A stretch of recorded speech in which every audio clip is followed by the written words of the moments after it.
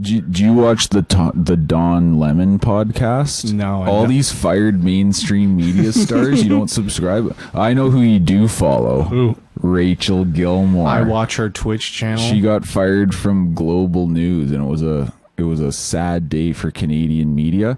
And now she's got a Twitch channel that I watch every time she streams. Are you a tier 3 sub?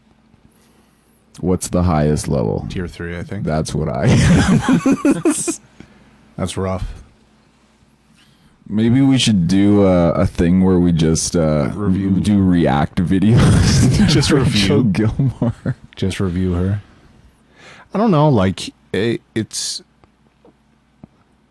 I'm surprised she's not a lol cow, like Chris Chan tier type shit. Like she could be.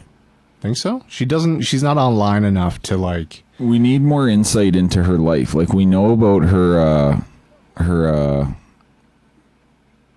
androgynous boyfriend or whatever he is. Yeah, her questionable boyfriend with his music career. Yeah, and there's theories, but we don't have much to go on. Okay, there's just not enough material to make fun of to like be a lol cow. Yeah. So yeah, do you think she's pro Carney? Think she loves Carney? Do you think it's hilarious that he has to sit in the fucking bleachers? He won't even. Will they even have like a parliament? I think they have to like. Because they don't have to. Because they're coming back. Supposedly, there's going to be an election announced right away. Yeah. Basically, kind of right when they're supposed to come back. Yeah. So there's going to be a lot of people out campaigning. So I don't know what kind of like, parliament action we would expect. They gotta have like. It's been 6 months. They can't even have one session. He's like, okay, prorogue parliament, and then as soon as it's back in session, before they even conduct any business, they're just like, all right, shut her down again. And how is it in, it's kind of dumb. Like, how is it in his interest to call it right now? Do you think I think he thinks he's going to win now because they have an external enemy to focus on. Yeah, except that enemy kind of did him dirty, dude. How so? He's like, the liberals are going to, I'd much rather have the liberals. And the Canadians are so fucking retarded that they're like, we'll show you. We'll vote conservative.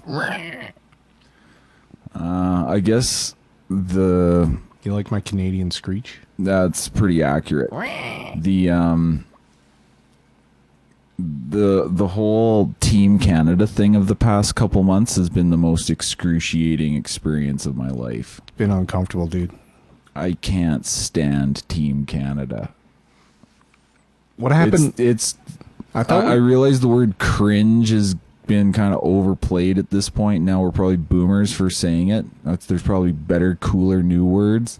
No. But Team Canada is the epitome of cringe. They tried with using the word weird, but boomers still use that weird word, so. Oh yeah, that fell pretty flat. Yeah. Remember, Trump's pretty weird. JD Vance is weird. And they really thought that was really gonna push Kamala Harris and Tim Walz over the finish line. He's popping off lately. Watch the interview with Tim Walz and that the governor of California started a podcast. Like together? Yeah, Gavin. No, they're not. Well, he had him on a show. Like, so Gavin Newsom has a show, and so he has everyone distance themselves because they had Steve Bannon on there, and. Hang on, I'm out of touch. I don't really know what you're talking about. So Governor Newsom has a podcast, and he had Steve Bannon as a guest? Yes. Or a co-host? As a guest. It's not like... he's not as Jamie. So what's up with that? Like, why does he have a podcast? Is that like... That makes me think... I don't even know... Because the meme was that Trump and Elon were going to do a podcast from the Oval Office every week to like update people on Doge, and everyone's like, "Dude, I'm tuning in." But he had Steve Bannon on, and Bannon, dude, he went to the Monk debates and changed half the Canadian office audience's mind. Who, Bannon? Yeah. Oh man, I have no idea what's going on these days. Is that recently? Yeah. Well, the Monk debate was back when Trump was running for office, so 2000. Oh, and he was 16. rehabilitating the notion of nationalism, populism, populist nationalism, or something. Yeah, he is a big populism guy. Yeah, populism is just whoever is popular in a democracy. Like, so anyways, everybody was upset about that, but then he had Tim Walz on there, and Tim Walz is like that paragon of masculinity, dude. He said, yeah, these guys online are. These Republicans, like, I bet I could beat them all up. Wow. Yeah, I've taken a good assessment of Tim Walz's kind of physicality, and I don't believe he can even. I don't even know if he can bench like a plate. He's not in the club, dude. Remember how? I mean, this is all kind of old news and stuff, but remember how he was being pushed down the electorate's throat as like a healthy example, like a male role model, male, yeah, and they put him out there as a showing him with like a shotgun shooting ducks or something, like a manly man, and but just everything about him from the weird kind of physical mannerisms and the way he moved and just everything about him just was not like that. Yeah. Very not manly. Yeah. He basically could have been dropped into that hilarious commercial they had back at the time, which was like the white dudes for Kamala. Yeah. Wow, that's all kind of old news now, but it's kind of funny thinking back on it. So he's back kind of beating the drums. It's kind of interesting. Tim Walz. Yeah. And remember all the liberal white women were really big on Tim Walz. They're like, yeah. Like, wow, this guy's And then he got the nickname Tampon Tim. None of it mattered, dude. Oh yeah, because he was associated with putting tampons in boys' washrooms. He's like, I stand up for trans women in the men's. Yeah, it's like. And do you want to get in a fist fight over tampons in the boys' washroom? Like, no. Hang on, there was what was it? They said if you really want to support women, like a man should like hand a woman a tampon. It's like, if that ever happened, I think that person would need to be like removed. No one would do that. Men don't want to think about that stuff. I'm it's just like, okay, no, that's like, you deal with it. No, it's basically a shit test to go and have to buy it for your missus.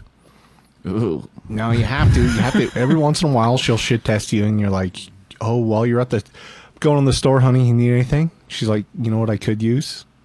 Some tampons.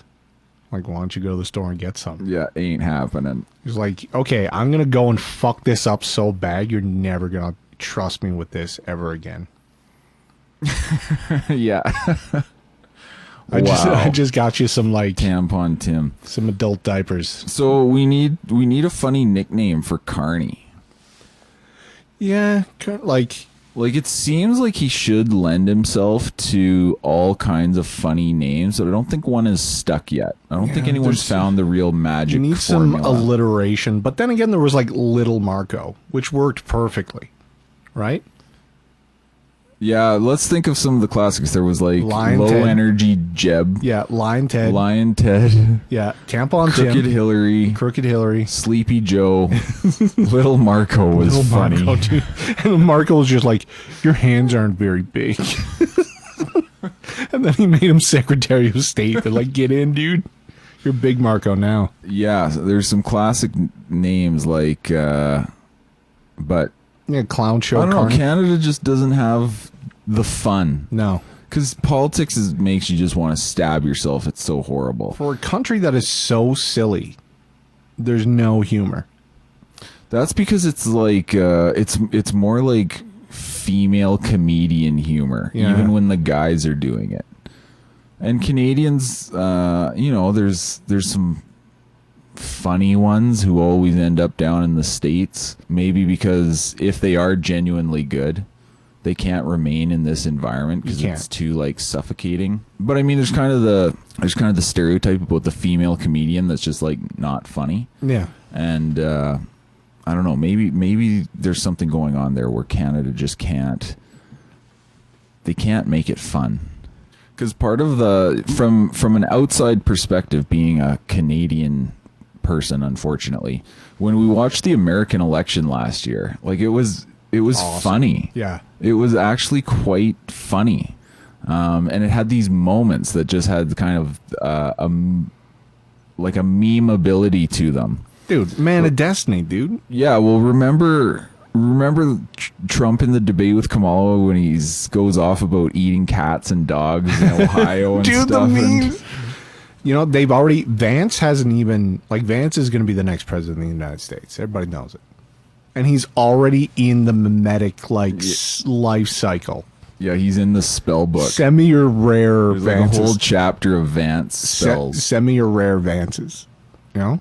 Yeah, and the left didn't really understand that whole phenomenon at all, which was pretty funny. They don't get it. And it goes back to the old classic idea, which still has a lot of validity to it, which is the left can't meme. Like, they don't really get it all that well. I think it's important to never let them catch up to the culture.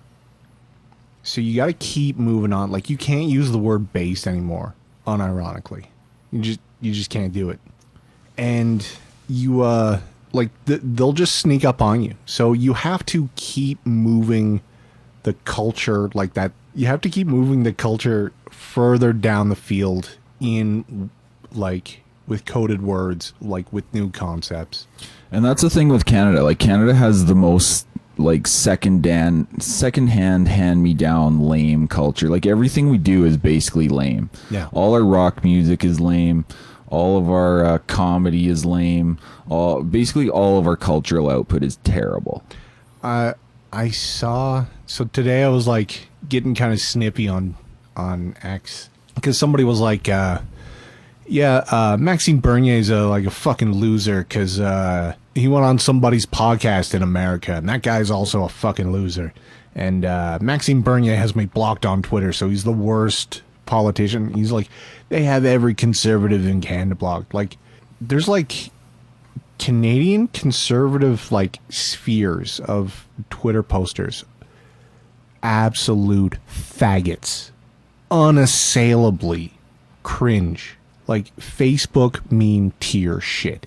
So I think my question to some, like, not insignificantly small account was like, okay, yeah, Bernier is kind of like a fucking loser, and like he can't get a seat, and yeah, he's no Trump.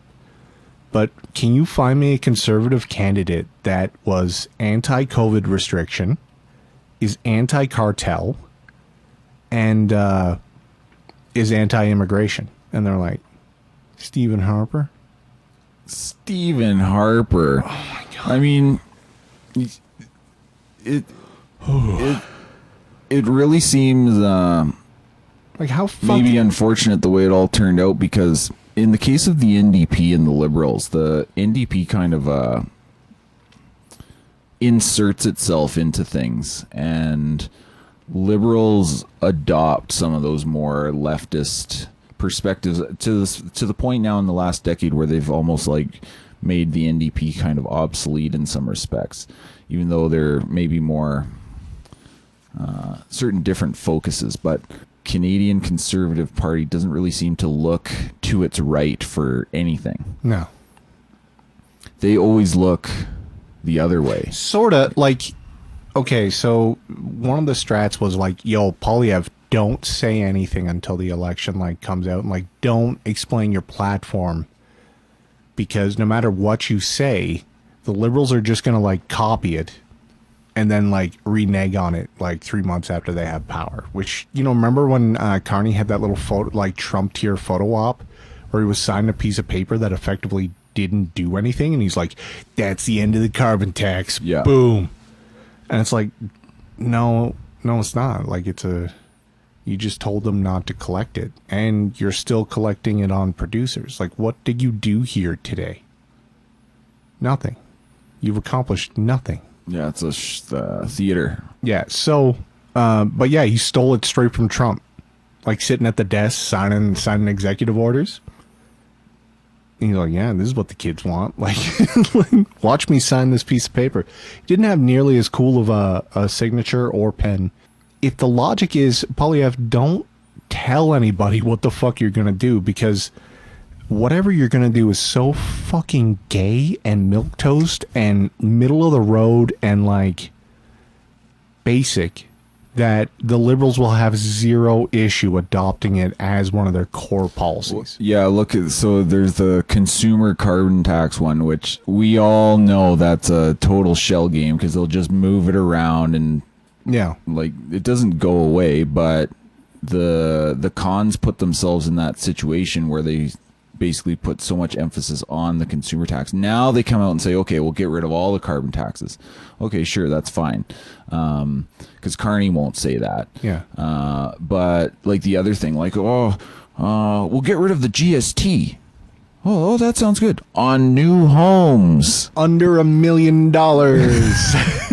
And it's lame. And then the Liberals copped that too. Yeah. And it's lame.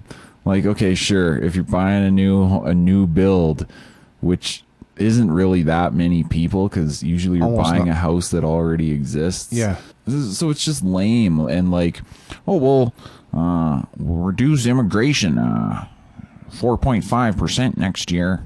Then we'll bring it back up, which isn't verbatim, of course, but it's almost the concept there. And it's just... I think it would be so easy to win, and maybe I'm wrong, maybe I'm stupid, but because there's some panic now, like, oh, Carney's coming in and everyone hates Trump and Carney's gonna win, and I think it would be super easy to win. Just be like huge immigration cut. Do you know what his big tax cut? Do you know what his immigration cut is? Like 5. So, well, basically, not 5%, like 5 per year.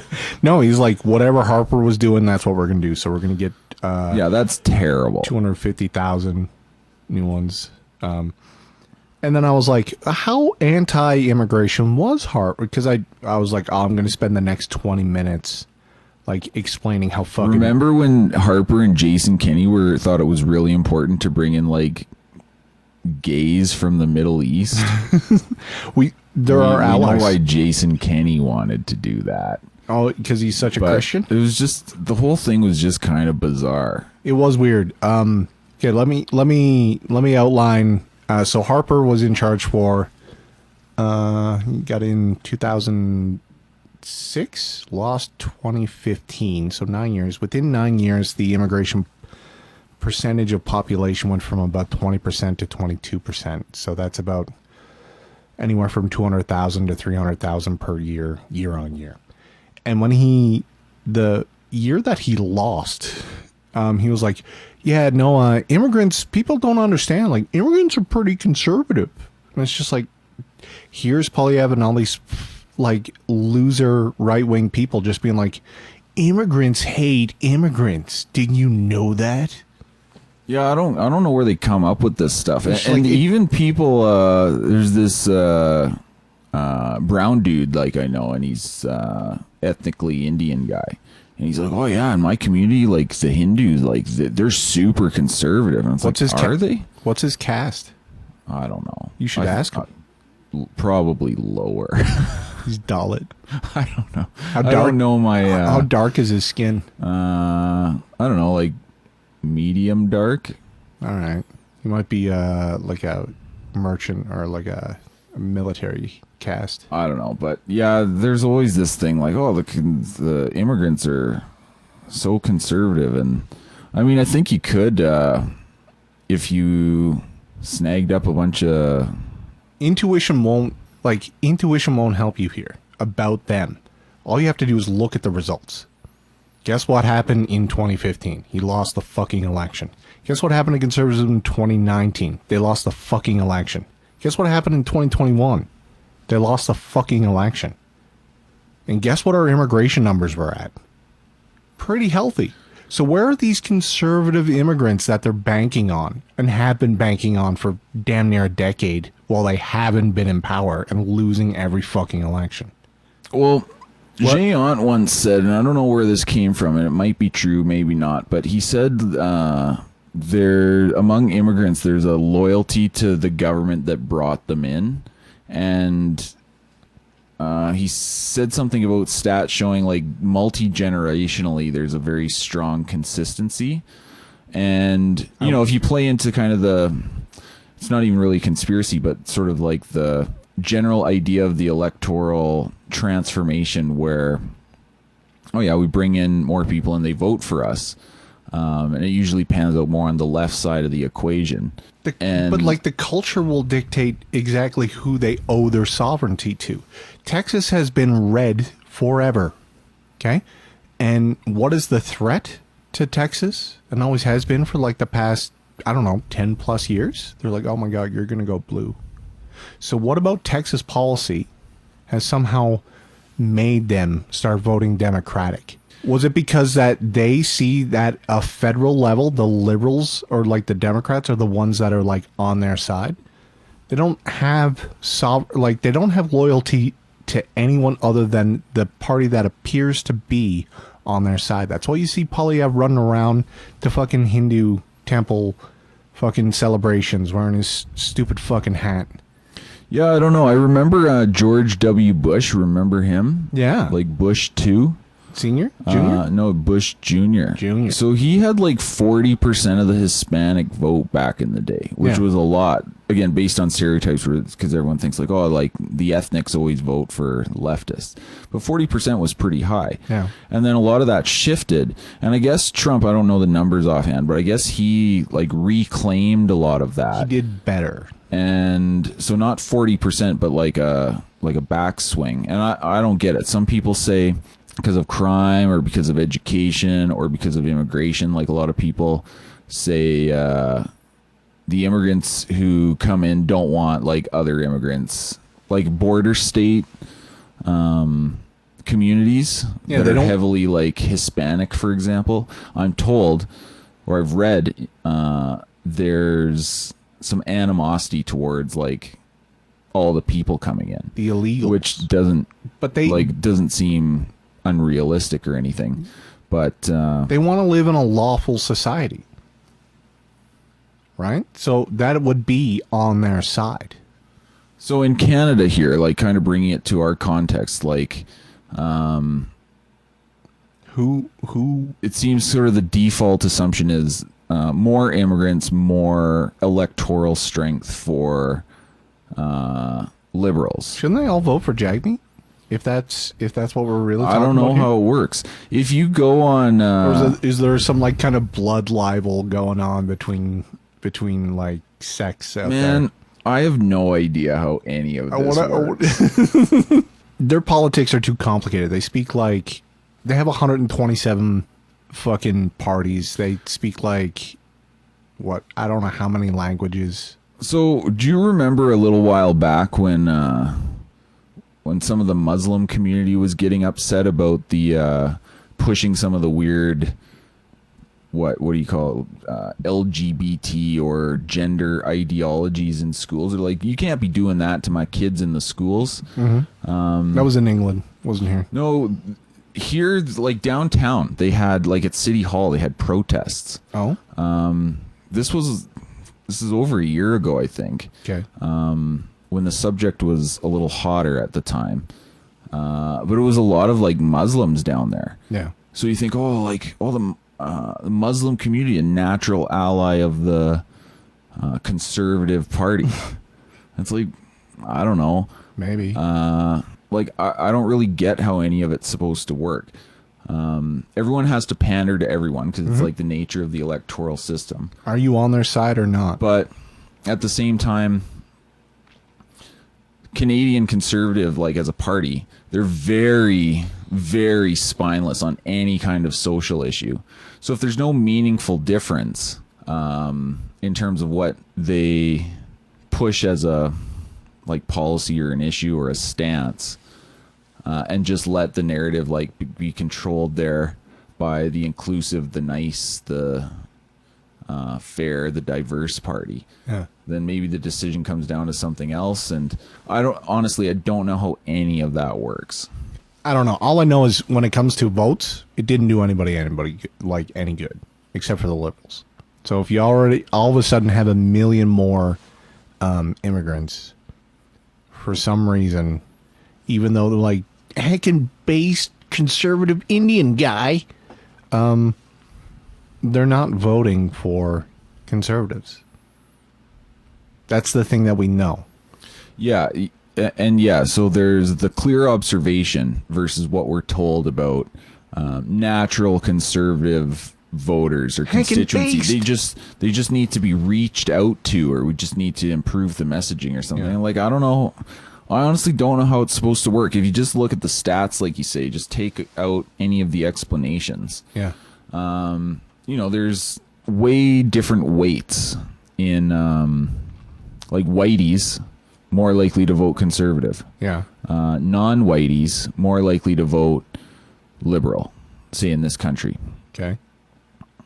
I don't know, it's just what you see. Yeah, why? Yeah. Lots of possible explanations. The male-female kind of divergence in everywhere that has followed it has gone completely opposite. And so it's something like 80% of women vote Democrat, 80% of dudes vote conservative. So that was under 35 or something like that. That was like the young demographic, extremely polarized. And I don't know if that's going to happen in Canada as well. So the male-female thing I've actually been paying more attention to recently, because it was very interesting seeing it in the American election, and I find it interesting as well. Age stuff is also kind of interesting, but I guess the thing I've been more tapped into as far as some of the information or the stats behind it is the male-female distinction. Yeah. And it breaks down as well on educated and non-college educated and married and non-married and stuff. Yeah. So like the worst voter on the planet is the white college educated unmarried woman, where it's like 99% Justin Trudeau basically. Yeah. Whitey non-college educated male is very right-leaning. Married women, especially non-college educated ones, very right-leaning. Yeah. And then even younger, to a lesser degree, college-educated whiteys, males, also shifting more right. But there's this big one, which is the whitey woman college educated who just absolutely horrible on basically every issue. And you kind of see it, like there's a certain stereotype that immediately pops into your mind there. Yeah. And they really are the worst. Yeah. And so when people joke and they're like, oh, take women's right to vote away and stuff. Yeah, repeal the 19th. They're really thinking about them. Yeah. Well, I mean, they're the worst. They're the people who like Justin Trudeau. They like Carney. They like Tim Walz. Yeah, he's a real man. And this is one of the reasons the university or the college is a problem for like cultural society indoctrination. Yeah. It's almost a crime on humanity. Like, look what it's done to our women. It's bad, dude.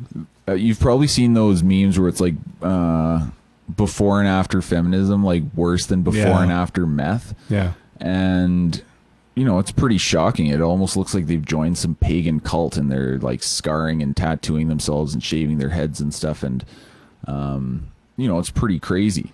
And you can't, from a conservative perspective, trying to appeal to that group is the biggest, stupidest waste of time ever. Your whole job is to make them wail in despair. Yeah, you want to be able to walk into a room with a hat on and make them uncomfortable. Do you know what I mean? Yeah, that's pretty funny. Like a Come West Trudeau hat, like an armband, dude. like a Kanye West album cover. Okay, but Canada doesn't have that. They don't have the boys that are willing to like. The place where you see that is you go to the small Alberta towns and it's just they don't give a fuck. Yeah, but guess how many of those there are? Exactly. That is like a major minority, and part of the problem with Alberta these days is there's a perception that that's way bigger than it is. Yeah, like this talk about it'll keep Smith. I don't even know if I want to get into this barely, but yeah. But our epic Alberta cool bro dudes. Yeah. there's a perception that there's like more of them than they are, more influential than they are, because they are a very cherished minority, but they are a minority. But the new thing now is like, oh, if Carney gets elected, like separation's gonna happen, or people are really into making Alberta the 51st state, and there's like a movement. It's like, no, some are. I've seen this every single time. Yeah, it fizzles out in a week, and people go back to grilling. And the 51st state thing is really pathetic because there's this idea that like, oh, we just get enough of a populist wave and we'll make it happen. And it's not going to happen. Like this guy who's going down as a delegation to the White House to petition to become what a waste of time. What a distraction for any right-leaning person on these half-baked stupid ideas that have no power or weight behind them. Like the bros and the cool people who like separation and would be happier like as with the US as their ruler rather than Ottawa. Yeah. You know, whatever, but there's no, like, they don't even have a Bloc Québécois kind of equivalent. Like, there's no political power behind it. Yeah. There's no business power behind it. Like, where's the... Give us an Elon Musk who's, like, in the movement. Yeah, we don't Give us some billionaires, some millionaires. Give us some big business people. We don't have any of that. There's a huge human capital problem in all these things. Yeah. And I hate to say it, but it's like lower and middle class people... clasping for some hope or some alternative, but you got to do the work. Like, you need a plan. You need to get some power to achieve these things, and there's none. Like, if Danielle Smith would actually like play her cards and was really on the side of those people, crazy things would happen. But all she does is be like, don't mess with us. Here's a letter. I sent a letter to Ottawa. We're going to get you. Oh, we sent a joint statement to Ottawa. Me and Rebecca sent a statement to Guilbeault. I met with Carney today, and I gave him 10 demands. Yeah, and then or else. Yeah. Or else what? Yeah, there wasn't even an or else. Yeah. Not even undefined. It's always the same thing. Like, stop hurting us. Yeah. Okay, what are you going to do? They never do anything. Yeah. And really, Alberta has a lot of cards, I think. They just never play them. We're slowly being undermined, but what I would do is, dude, like, Ralph Klein's daughter is a hairdresser in Red Deer. She's part of a dynasty. Like, names have power. You know it, I know it, everybody knows it, right? Like, who was Justin Trudeau? Who gave a shit? Somehow just this guy's name and haircut got him elected to Canada. Okay? But he won a riding. And Baron Trump will be president someday. He's going to complete the school of German idealism, dude. No, Jeb didn't work for Jeb Bush. Check out this turtle. Jeb, sleepy Jeb, or low energy Jeb. Now, there's okay, get this. Aside from, like, I want to go back to the Harper thing real quick. First, immigration thing. So he was very bad on immigration. If you look at all the polls while he was in office, everyone's like, stop bringing in immigrants, and he was like, no, too important to the Conservative Party. Important to the economy. Yeah, too important. And aside from that rate of immigration was exactly the same as it's been from like the early 90s. So we're talking 20 years of like liberal immigration rates that he was just like, let's do that. So funny how that works. Weird. Just weird. Second of all, it's like we still got Notley's tax rates in Alberta, you know. Yeah. So the cartel thing. So supply management. He's quoted as saying, this was remember the TPP? It's not a thing, and no one, like, people can barely remember the acronym. But while he was negotiating that, he was like, "We need to protect our farms and supply management chain. Yeah. Yeah, dude. How else are we going to pay 5 times as much for milk? And sidebar, do you drink milk? Every day. Do you really? Yeah. Creamer, I guess. Creamer? Yeah. You drink creamer or like put cream in your coffee? Cream and coffee. Because there are some people who drink cream. Savages. That is savage. 18% or what?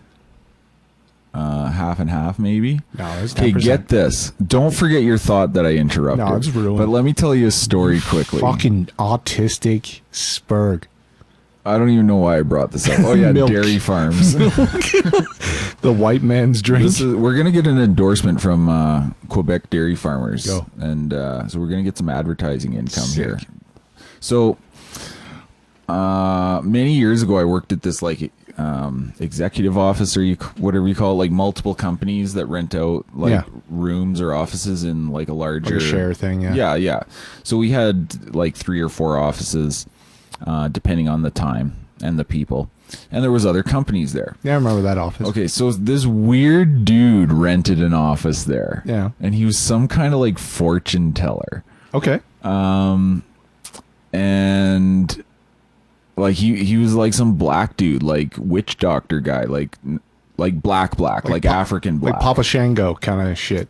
Yeah, and I went to his website and it had like these fake testimonials about how like somebody kissed his magic ring and like got his wish granted or something. Just weird.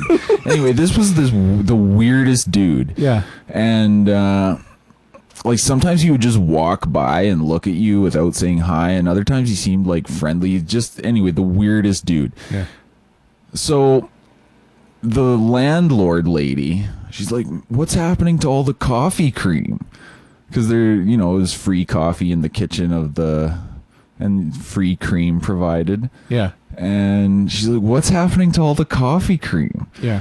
So we found out this dude was drinking all the coffee cream all night, and he was sleeping in his office. Okay. He wasn't paying rent. He was stealing people's food, but so he was drinking coffee cream. Get that. Take that, white nationalists. The blackest of the black witch doctor guy. Yeah. Man empowered by the spirit of the spirit of Africa itself. Yeah, so raw cream, just drinking it. For some reason, it seemed important. Did it come in that story? Did it come in the cartons or like? Yeah, it was like the 1 liter. Oh, I was imagining half him carton. peeling the little tiny guys and just taking shots of cream all day.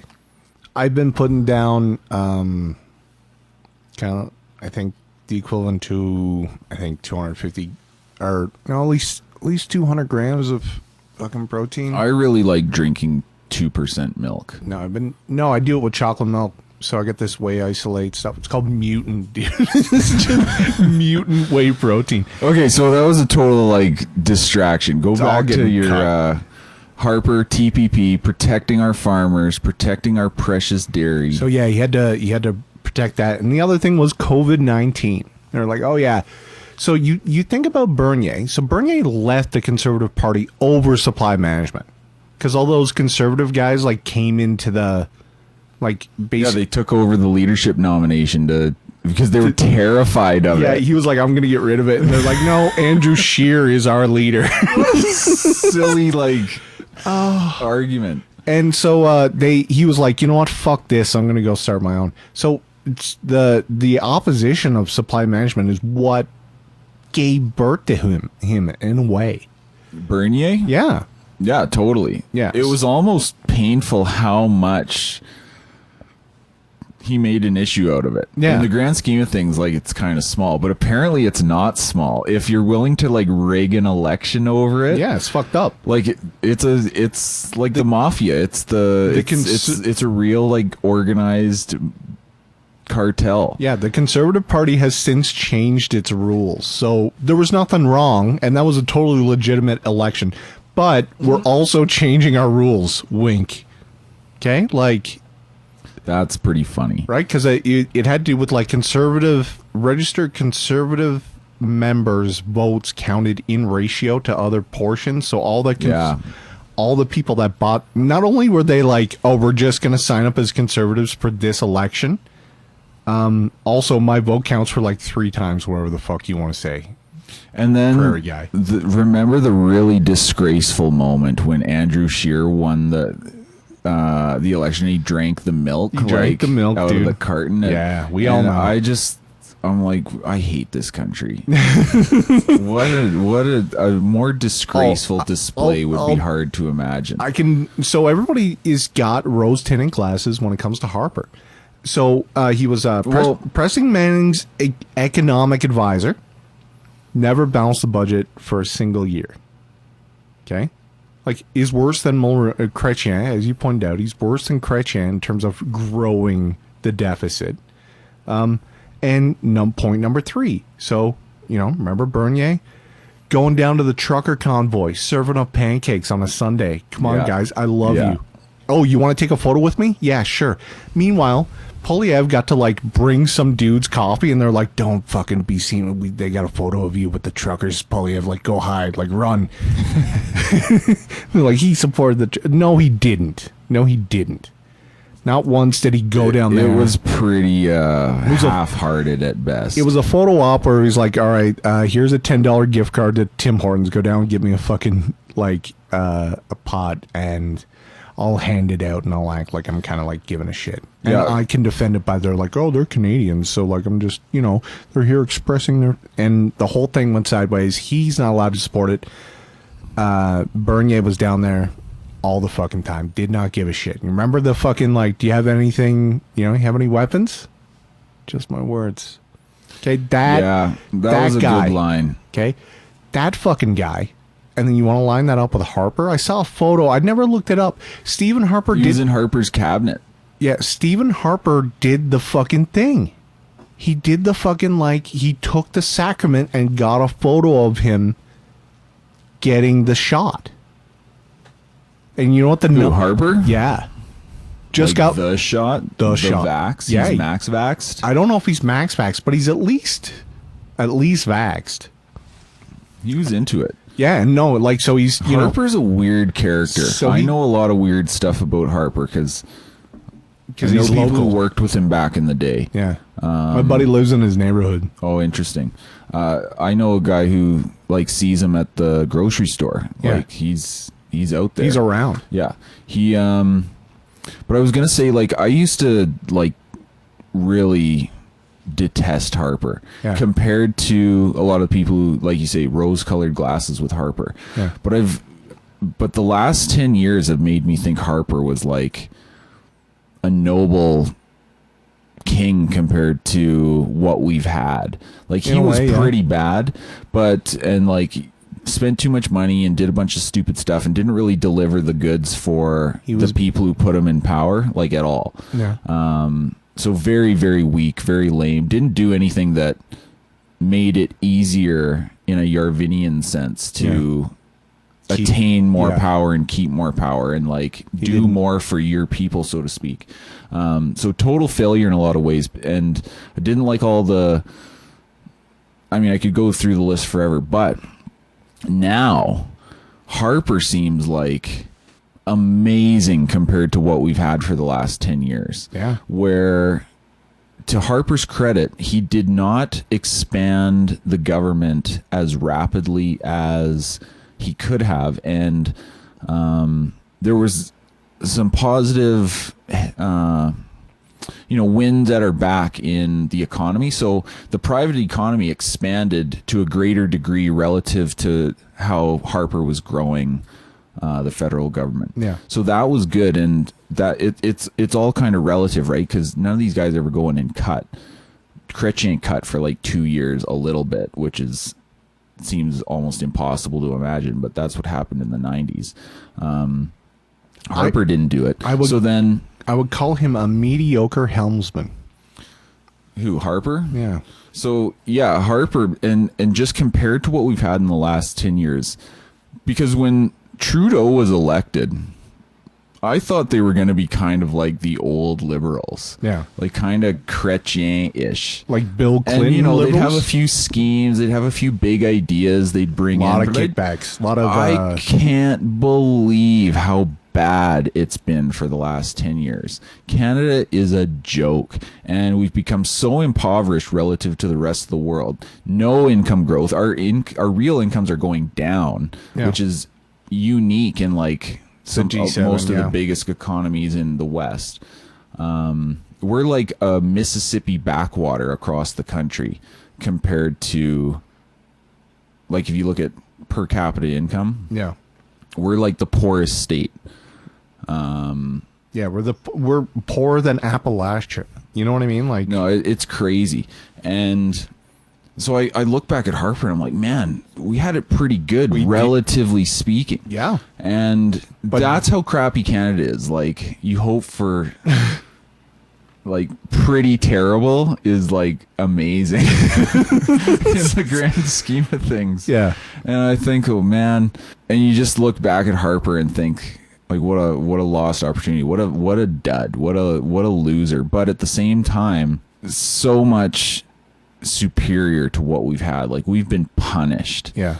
Our existence has been like impoverished and humiliated and just like total joke, and the most corrupt government I can imagine. Yeah. I can't believe the stuff they get away with. Well, no, I can believe it. It's just like they've had so many scandals, and big scandals too.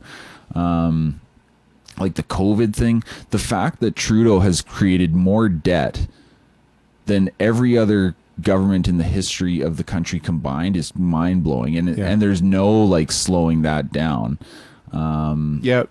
I don't know. I'm weirded out by the fact that the Chrystia Freeland had to run against the godfather of her parents, of her daughter. What a weird, incestuous, like weird. Yeah. Anyways, isn't he also like not by blood, but isn't he basically like Trudeau's cousin or something weird? Yeah, something weird. They're all like connected, like aristocrats, dude. Yeah, and it's like a weird, it's like a Game of Thrones incest kind of like degenerate, retard aristocrats. Yeah, and so like she went to give the budget and retired, and then or was like, no, I stepped down, and then like two other people stepped down, and it finally got delivered, and then Carney gets in. She got 8% of the vote, by the way. Carney gets in, and he's just like, yeah, that's who I want. You're minister material. Like, dude, it's crazy. It is crazy. They got the band back together, dude. Like, Gilmore's in there. I'm surprised Gerald got demoted. I'm surprised Gerald Butts didn't show up out of nowhere. Well, he works with the wife at Eurasia Group. Yeah. Which gets big contracts from Ottawa. Super weird. It's not weird. It's only weird if you don't like know how this world works, right? Because of course they're going to get the big contracts. That's what the Liberals do. That's what this U.S. aid thing has shown us in the whole Dogue process. Yeah, U.S. aid was the interesting one that like got a lot of attention first, and it's basically just leftist politicians like giving their friends money. Yeah, and do you see that conservatives are like, what the fuck? And if they don't want to play the game, they won't do it. Like, where's my right wing theater troupe getting $5 million? Yeah, we don't have that kind of stuff. But there's surely something they could give money to. And I I'm like, cut my taxes, cut all this crap. But I'm just kind of interested in the fact that our team, speaking loosely, like the more right-ish, conservative-ish in Canada terms, the people who aren't my enemies, do anything. They just they don't play the same game that the Liberals, like the ruling class, does. Been reading, going back to some Machiavelli, and one of the things that he talks about that's interesting is the two classes of people of I'm blanking out on the terminology he uses, but the people who basically want to rule and the people who don't. And it's like, I always use the term designated loser for the conservatives, because it's like they don't act like they really want to win all that much, and when they have power they act like they don't really want to keep it that much. Compared to the Liberals, like they act like they deserve it. Give us all your money, we're going to reward our friends because we have the moral claim on all of this. We deserve to rule over you because you're pathetic. And they keep winning, I think, because of that, because of the way democratic politics works and because of the way the system works. That's why they have so much domination in the system, and really they don't end up losing elections unless they kind of lose it themselves, because like the Conservatives never really win on their own merits. Almost, it's like just how screwed up can things get under this corrupt regime that people are like, okay, well, let's throw the bums out and then we'll give them another chance like next time. But the right/conservative element of Canada isn't in the same universe of the way they're operating when they've got their hands on any kind of power. Yeah, well, there's no prestige. So most of their ideas or concepts or ideas that they push are not about, are indicators or signals that say that, like, I'm conflict adverse, which is to say, like, I can get along with anyone. We're making it safe for gay Botswanans. And don't you care about these people? Like, we are prestigious, we are righteous, and we are just. And it is through our, not through some issue of faith, through our absolute knowledge, our pure reason has given us this moral prerogative. And that is the enlightened path. Your spirit means nothing here. Your theophany is weak. And I think in the same vein, I don't know if Orrin McIntyre actually said it, but there's an image of him. He's just like, the man who wants to be left alone will always lose to the man who wants to win. But yeah, that is an amazingly powerful statement. Like, if you want to be left alone, you will lose to the team that doesn't want to leave you alone. Like, by default, it's like true by definition. Yeah. Because their victory condition is not leaving you alone. Your victory condition is being left alone. So it's like a one-way street. And, like, I don't know, we're seeing this now with the whole Trump White House thing, and like, they started really strong with a lot of momentum. Now some of the institutional resistance is consolidating. They've got the like street terrorists blowing up Tesla factories. There's an immune response, yeah. And so, do you know what's crazy about that? What?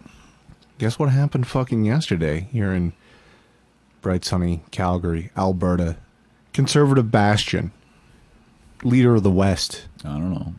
To some lady down on like 12th Ave, like 3rd and 12th.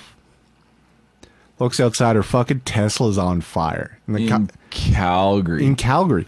Her and the fire department came by, and they were like, yeah, somebody just fucking set this thing on fire. Like, this is gasoline. Like, Antifa puts all kinds of signs up on like street posts down by my office. The Beltline is swimming with Antifa degenerates. So, and then also 12th Ave. Yeah, that's like Beltline, isn't it? Yeah, that's your hood. That's my hood. Well, not where I live, but you know, yeah. I spend a lot of time down there. I saw some signs posted about fighting landlords. Yeah, those are the new signs they put up. So they torched that. There's going to be a renters strike. Sure. Here's your notice of eviction, dude. Congratulations. That's crazy. Alberta does not play when it comes to those rules. They're very serious. They actually favor like landlords when it comes to disputes. Like, that's quite good. Well. So there was another same night.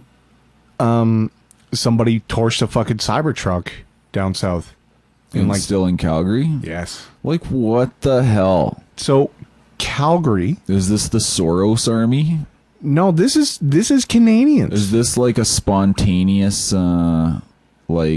is this stochastic terrorism that Rachel Gilmore warned us about? In this particular case, I would say no, because they're so captured by liberal media in the United States, and they have like TDS by proxy, right? Well, they watched like The Daily Show, and they were cheering for like, it was comedy. They love it. They were cheering for like pictures of like car lots on fire. And guess where? And it's literally. Am I wrong to say this is like low-level terrorist activity? No, you're not wrong. Because it seems like that's what it is. It's got a especially when you're throwing Molotov cocktails, which is a classic loser terrorist weapon. No, it's a violent act to affect political change. Okay, so I'm not off base. No. It's targeted, and it's not just like... So ship them to Guantanamo if you catch them. Yeah. Rendition. Rendition. Send them to a black site. Well, they're not going to be punished because it's not in power's interest to punish them, because the person that's suffering is Elon Musk. Well, interestingly, though, most of the owners of Tesla, and this is part of the weird thing about it, a lot of the owners of Tesla cars were like Mount Royal wives and like kind of soy boy vegan, like, oh, I got an electric car. Yeah, so remember how like a conservative is just a liberal who's been mugged? All you're doing is growing the army. So as these people get attacked, I'm going to say roughly 60% of them, 70% of them, probably pretty liberal. You're growing. It's like zombie bites, dude. Like, it's just going to make more reactionaries. Do you think so? Allow them to be targeted at low levels of like these misdemeanor tier shit. Now this thing's getting put on fire. Yes, this is attempted murder. Like, those batteries go off. Like, if they catch on fire, those batteries go off, you're fucking dead. Yeah. Like, if that's in your driveway, and most driveways go right up to the house. It's like right by the garage. You're fucking dead if you're anywhere near that thing. If it blows, it's bad.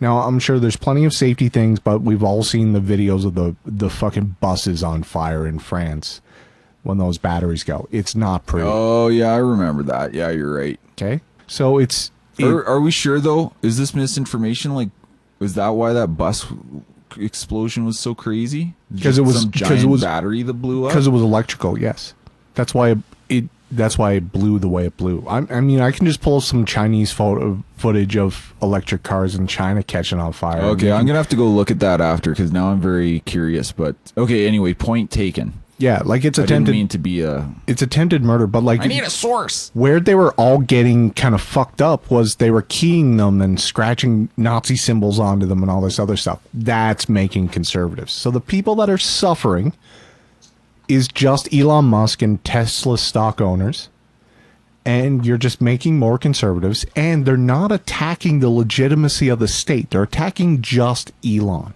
or the idea of Elon. So why would they be incentivized to crack down on it? The powers that be, like the media, the people at the nodes of control, they're all like into it. Yeah. Like, yeah, blow up those cars. Yeah, and that's the thing. These captured individuals, they'll fucking kill you if they get the chance to. Well, we've seen if someone says it's okay, like, they're not even people. They drive a Tesla. Like, fucking kill them. And they're like, oh, thank God. Well, thank God, I've been waiting for this my entire life. Now, to righteously murder in the name of God? Dude, it's their crusade. Yeah, I know. That's why they're so crazy and dangerous, and like that kind of religious Days Volt, dude, animating force behind them, and that's why they're so underestimated by a lot of people on our side. That they're like, it's like the debate club theory. It's like, well, we just have to have a conversation. Why can't we just Why can't we just talk to each other? The Ben Shapiro approach. Yeah, no, like, I'm so over that. You Sam Cedar get fucking mogged on that. Like, that was pretty funny. Bad, dude. He's such a... It's amazing how, so like... dumb, dude. Yeah, he presents himself as like an intelligent, thoughtful guy. Yeah. And he's obviously like a classic midwit. He has no idea what the other side thinks, whether you can disagree, but he has no idea what the other side thinks. It's like the equivalent of the Reddit atheist who he's very confident telling you what's in the Bible, but he doesn't actually know. And Sam Cedar's like the left version of that when he's confronted with the ideas that supposedly he doesn't like he doesn't actually have any arguments against them. Yeah, he's like, he wants to be like Kmart Sam Harris. You know, and the problem is he's very Jewy. Do you know what I'm saying? Like, Ben Shapiro is actually a good looking guy. Like, he's put together. Yeah. I mean, he's very short. Look at the genes in his family. I don't know. You're thinking about Abby right now. No, I'm not. Yeah, I don't know who that is. Just think about it. No, I don't. Just know. for a second. I don't know who that is. You know exactly who that is. Like, if one of the stereotypes of the Jewish intellectual is like, you know, very kind of sharp, and like more like a Ben Shapiro debater kind of person. Like, you could be a left-wing Ben Shapiro, but he's not like anywhere close. He's kind of a retarded dumbass. Yeah. Like, he couldn't deal. He didn't have anything snappy or smart to say to any of these arguments that were coming after him. And they were all like very low level, kind of basic, not hyper sophisticated. Like the guy who was coming at him about the morality argument. Oh yeah, there was like a girl who was coming at him about like what the nation Christian, should be or whatever. And like, he had nothing. Yeah, it's just the sense of a guy who doesn't know anything. Yeah, I think like he's not a sophisticated person. Like, you should. The guy was like a Mexican guy. And he was the one going to like, oh, you're a moral anarchist. Like, you have like, oh yeah, so you think morality just boils down to preference? He's like, well, no, but I think it's like a humanist value thing. And he could have just been like, what's your foundation? Blah blah. Yeah. Like, very standard. Like, almost just watch a 20-minute first level introduction university moral philosophy class. Like, you should be able to address all those points, even on like a very basic level. Yeah. And Sam Cedar is a retard, but that's a general thing with these podcasters or these internet shows. A lot of them are like really intellectual lightweights. What made him think that he could do that? That he could clear a room of damn near 30 people and just fucking trounce them? Yeah, the thing is, like, the right, and to a lesser extent, like maybe more specifically conservatives, they've been in this kind of debate club idea. And so they've really been honing arguments over the last several years. For no reason, dude. Yeah, which, you're right. It is kind of for no reason, because you can't have a sensible debate with these people. Like, this is like existential warfare, and there's no like reconciliation of these positions. But at the same time, they've been dealing with the left's arguments for years and years and years and years. They've been arguing with them. They've been, you know, iron sharpens iron. They've been trying to fight it out. Whether they've realized that's somewhat fruitless or not. The leftoid, because he's in such a comfort position of being the dominant one, like, he thinks like, oh, we're like the real radicals. Like, you're not the radical. You're part of like the ruling ideology. You have no reason to really have to defend yourself because you've got the power. And you don't have to have a debate with people who don't have power. That's like one of the things the left has been smart about and the right has been stupid about. Like, oh, we just need to argue with them and they'll change their mind. Yeah. You don't listen to your child about why their bedtime should be later. But so maybe more broadly speaking, and coming back to the like the left-wing terrorism thing,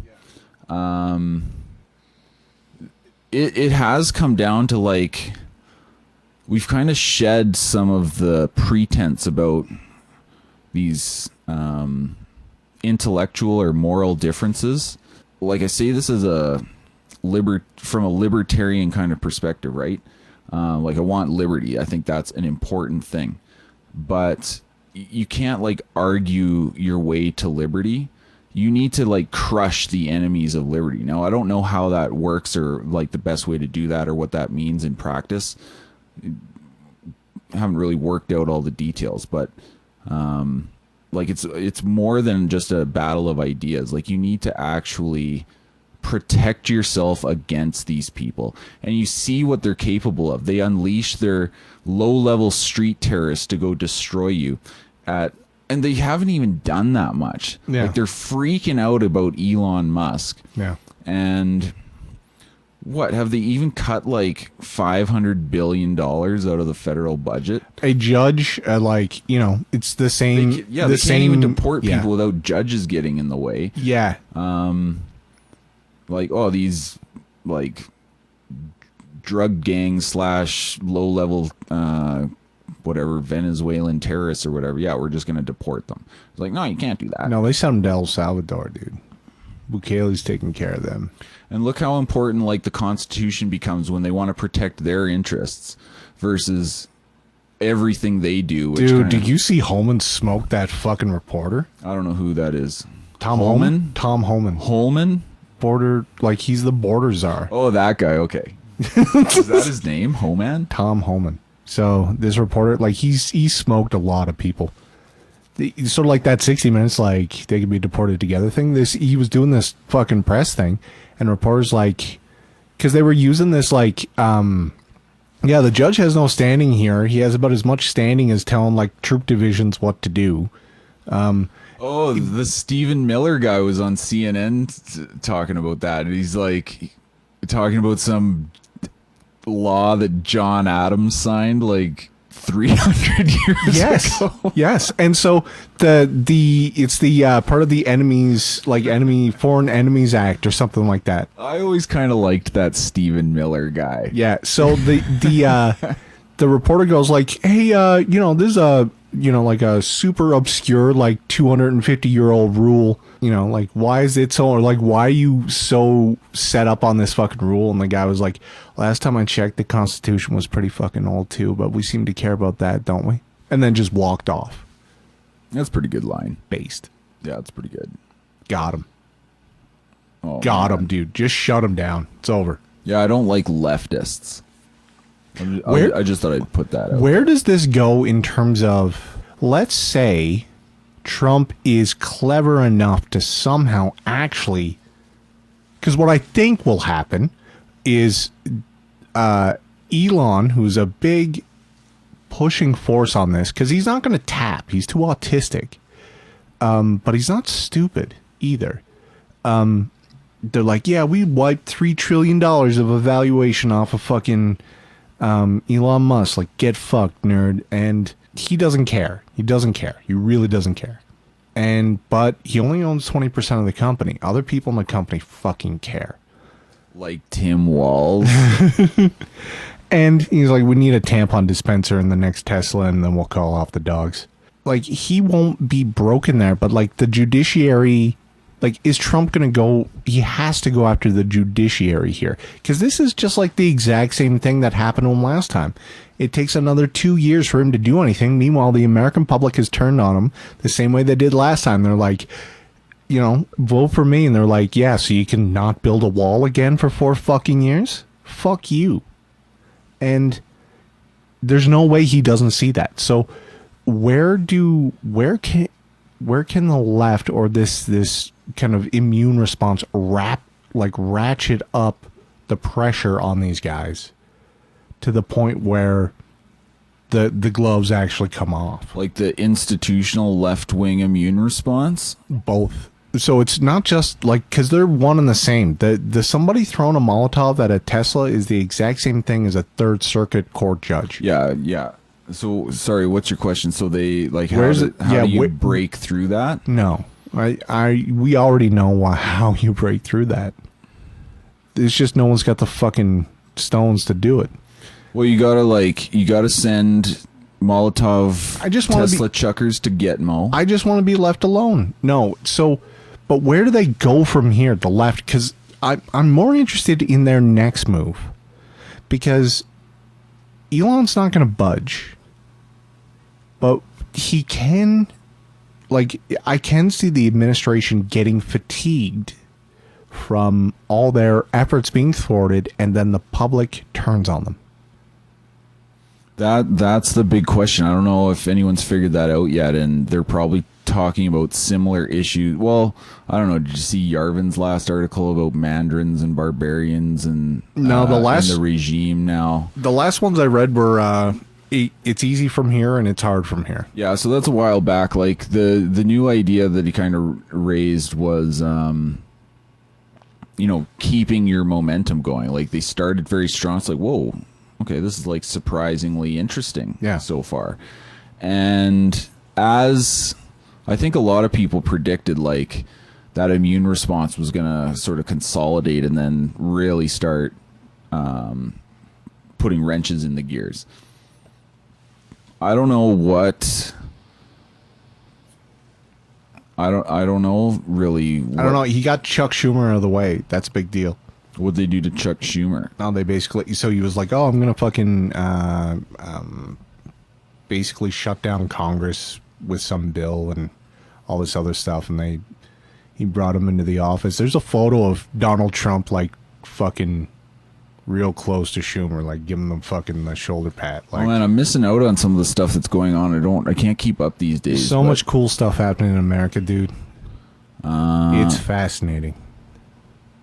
I mean, there's only so much time to keep up on everything. I've been following the Canada thing like with semi-interest in the last month, which took my eye off the ball in America a little bit. See Carney in his Oilers jersey today? Yeah, that was pretty lame. Gay. Yeah, it looked pretty stupid. Cringe. It was cringe. Did you see him? He was at he put on the little hard hat and that's the worst. He said the word 34 times inside of 4 minutes. Like, I want to see him. Nothing's worse than Canadian political like election debates, but I actually kind of want to see. I want to see these three people on stage. I think there could be some, and I think Carney, partly based on what, or with reference to what you were saying about like how clumsy and awkward and weird he is at press events and when he's getting questions and things and when he's speaking off the cuff. He's like worse than me. He says and filler words and just gibberish almost. He's worse than me, and I have an excuse because I'm just a crazy idiot. You're not trying to be prime minister. Yeah, I'm amazed at how. Well, how many boards? How many boards do you sit on? Exactly. Like, you think he would be sharp, a better speaker. Yeah. And he's terrible. Yeah, it's and bad. I kind of want to see like a debate, especially with Jagmeet. I want to see Jagmeet taking swipes at everyone and no one caring. Do you see the humiliation ritual that was the French liberal debates? No, I maybe heard a few things about it, but yeah, basically weren't they just kind of fake debates where they're all talking about how sorta, like but great like Carney the Quebecois lost their shit. Like a lot of like pompous like it was like pompous Canadian catnip where they're because he misspoke. You know, French is not he hasn't lived in Canada in 10 fucking years. Okay, he doesn't speak French, and the fact that he can just whip it out, the fact that he can even get by, is more than what 80% of Canada, maybe 90% of Canada. So he crams. Did he say he likes Hamas or something? He said we agree with Hamas, not we agree. What would that be? Je agree avec Hamas. Nous sommes d'accord au Hamas as opposed to avec Hamas, which is we agree avec Hamas. We agree on Hamas, like Hamas, on the Hamas issue, as opposed to avec with Hamas. Okay, I mean. He's still 190. He got Saddam Hussein 92% of the vote. Yes, but all these like all these like pompous, like the Canadian media, like how fucking dare you speak the language correctly, you fucking pig. You Anglo. Don't they pig. love Hamas in Quebec? Some of them do. But the amount of there's a very, very strong Jewish community in Montreal that is very vocal and does have quite a bit of sway, and they're terrified, and I don't know if they should be. It seems like they might. They'll still vote for the Hamas party. They'll just be like the Trudeau liberals. They'd be like liberals. Yeah, I can't dig this Polyev guy. Yeah, they'll kick in my door one of these days. The question is, who's it gonna be? So on the Carney thing, to redirect slightly, I found this quite interesting because I was wrong for the last few years where it's pretty rare where you see a central banker go into like electoral politics. Yeah. And some people were saying, oh yeah, like he's gonna come into Canadian electoral politics someday. I'm like, nah, probably not. Like, it's not unheard of. It's just very rare. Mm-hmm. But here he is, and it's almost like You mean you wouldn't vote for Ben Bernanke? The Ben Bernanke. Yeah, so it's, I mean, you see, there's a couple examples in Britain, but I didn't really see it happening, especially because he was so Europe focused. Yeah. And kind of like he's in the asset management world, like using connections to get investments and stuff. And in Brazil. Like that just seems like the way to go for him in that situation. So he's back now. It seems like, I don't want to sound schizo, but it seems like very coordinated and planned that he's come in and almost like, language probably too strong, but like almost seems like this big op to put him in there, like this big Trump hysteria campaign, like, oh, Trump's gonna conquer Canada or our sovereignty's under threat. It's like, it's a fucking tariff, like, yeah. And you take this 51st state stuff like seriously, come on. But they've really hyped up this issue a lot, and of course distracting from an external threat, or distracting from like their own failures internally to this external threat, like existential danger from this crazy Trump guy in the White House who's going to conquer us. We need a military alliance against the U.S. because they're not an ally anymore, and all this crazy stuff. We should join the EU. Yeah. Carney said the other day, like, Canada's the most European, non-European country. And checks out. I'm just wondering, I feel like he's there for Europe. Like, I feel like he's this European plant. Is he a Manchurian candidate? What would be the EU equivalent to Manchuria? Croatian? Staffordshire. I don't know. Some tiny hamlet in fucking England. Liechtensteinian candidate? No, fucking no way. I love Liechtenstein. He'd be more like the London candidate. So, like, I feel like Carney's here. He can say whatever he wants when he's campaigning, but I feel like he's here to help Europe. Do you remember I told you how I keep coming back to that fucking Twitter post about with the imperial, that these are all just factions. Yeah. Canada is we're owned part and parcel by the leftist faction of America.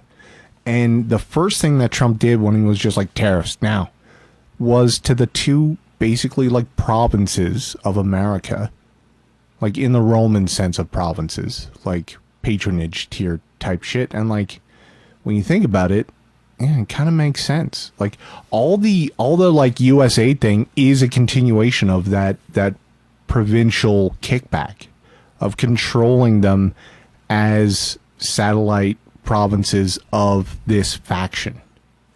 Yeah, it's the imperial bargain as it's always been, and there's like different angles going on, but like I've been really trying to make sense of this whole crazy tariff thing, and at first I thought the China thing was a big deal, because from the White House's perspective, the level of influence China has in Canada, they probably aren't totally down with that.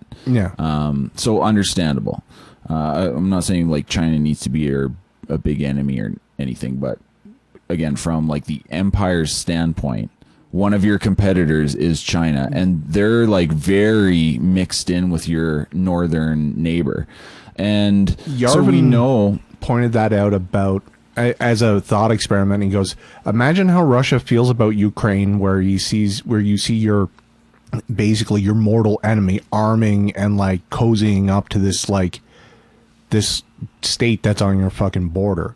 It's like putting missiles in Cuba. Yeah, like how would America feel if they put missiles in Cuba? If China started sending arms to Canadians. Yeah, and I think that's partly what's going on in a sense. Like it's like reverse opium war, because there's interesting things with how like Chinese politics and organized crime and business works together, and like has these fentanyl like manufactories in Canada, and the foreign interference thing, which they really wanted to put a lid on, like how big and messy all that was. 70. It's like 40. Is it 40? No, it's crazy. I thought there were 7. No, you got to look into it more. There's like crazy stuff going on. I can't.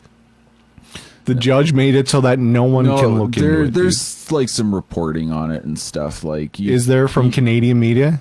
Are you sure? I'll send you some stuff later. But so like all this is very interesting, and so there's like the drug war. There's the political influence aspect of it. There's the like Chinese buying up industry and stuff in Canada and getting kind of a claim on resources and things. But one of the things Trump said when this whole thing started was, you got to do something about the border because one of the things was drugs. Yeah. And another thing was they said like, we had like 240 people on our terrorist watch list, like come try to get into the U.S. from Canada. It's like, aren't you screening these people? Like, what the hell is going on up there? Yeah. And so, like, is it overhyped, whatever, but people were saying, only 1% of all fentanyl border seizures come from Canada to the U.S. And it's like, that's not how any of this works. Like, Canada is like a global supplier. And Chinese organized crime that owns like these manufacturing facilities and brings in the fentanyl like chemical supplies, they don't like bring it. It gets sold to Mexican cartels, like goes out ports, and they sell it to other places, including Mexican cartels, who then bring it up through the Mexico-U.S. border. So like that 1% is probably not really 1%. It's probably really different. And obviously, like, all the drug war, kind of crazy, stupid stuff. But you want to think from like the empire's perspective, and they see China as sort of an enemy that they kind of have to work with, but they're kind of like opposed to at the same time. And they're like pumping drugs, like these crazy drugs that turn people into zombies into the country and like killing tens of thousands of people. Millions, dude. No, it's crazy. And so there's that, and I'm like, this must be a really big China thing. But now the Carney thing, I don't really get the whole Carney thing, because he's obviously, I don't think he's been in Europe for all this time. He's got all these connections in Europe. He's basically a European guy. Half of every dollar he's part of the British elite now because he was their central banker. Half of every British pound in circulation was printed by him. Half. So I don't know. There's like, I'm kind of just thinking out loud and throwing out some data points that I've been trying to put together. But there's Canada, then you've got like the China-U.S. thing on the one hand. You've got the Canada or U.S.-Europe thing, because there's tension there too, because Europe can't do shit, but they like some of their kind of elite. They've got their so-called globalist elite. They've got kind of like the British financial system, the European banking system. They've got this war that they want to keep going in, but they have no like power. Like they need the empire to kind of do what they want. And it's like Canada's kind of caught in this like weird. They want to fight to the last nexus. They want to fight to the last Ukrainian to weaken Russia, because they're afraid of a strong Russia. Because in the same way that Romans were terrified of barbarians, they're afraid of Russians. Yeah, so there's something going on with the whole Carney thing here. And so what I was saying is I was thinking, like, it used to be that I thought this is all about the U.S. and China. But the Carney thing, I still don't know how to really make sense of it all. But I think he's in cahoots with more European banking powers. And you've got basically like a central bank war in a sense. And Trump's trying to like bring capital back into the States one way or another, clumsy or effectively or whatever. Jerome Powell's keeping the rates high. And like there's just stuff going on. Now they've got Carney in here. And it's like, what's Carney going to do? Like, what's his plan? Who are the main interests that he cares about? And what does he do when he wins? He goes right over to Europe, like first thing. He's not like, let's work this out with Trump. Why would he? He wants Trump to be the enemy, so he has better political fortunes. Yeah, Team Canada. Yeah, I don't know. Maybe it'd be better to say like, I solved the Trump problem, vote for me. But no, he doesn't try to work it out with the White House. He goes off to Europe. And then he comes and gives welfare to like none of it and stuff. Some reporter was like, "What was the point of your trip? You came back with nothing." That's a good question. Yeah. And then did he say, Europe, our allies, yeah, military alliance. I'll bring that up later. Geopolitical. Oh, we're gonna get like a missile defense system now that the Australians built. I bet you Brookfield Asset Management owns some of those. They do own the subsidiary. They're a subsidiary, dude. One of the tech companies that does programming. Don't worry about it. It's all in a blind trust. I'm just guessing. It's in a blind trust. Just Don't guessing. worry about it. Yeah, I don't even know what's in it. Yeah. I knew what was in it yesterday, but I don't know what's in it today. Different. Blind. No, he seems like a very shady, scumbag. Greasy, like a snake. I would give him that description. Like he seems like a snake. Here's the problem. He's not. What's going on? He's not our snake. No, he's not our snake. Yeah, that's the problem. I wouldn't mind a snake who was on my team. But the other thing is, Canada is just basically a giant northern Cayman Islands. Like, we just wash money. At this point, that's kind of what it seems like. We're not really taking care of our industries. We put $10 bazillion into failing battery factories. Own satellite companies for coverage that don't even have any satellites yet. When you talk about the China thing, it's interesting because guess who killed a Canadian citizen yesterday? China. And what was Didn't they execute 2 of them? And then Carney's like, this is bad. What were their crimes?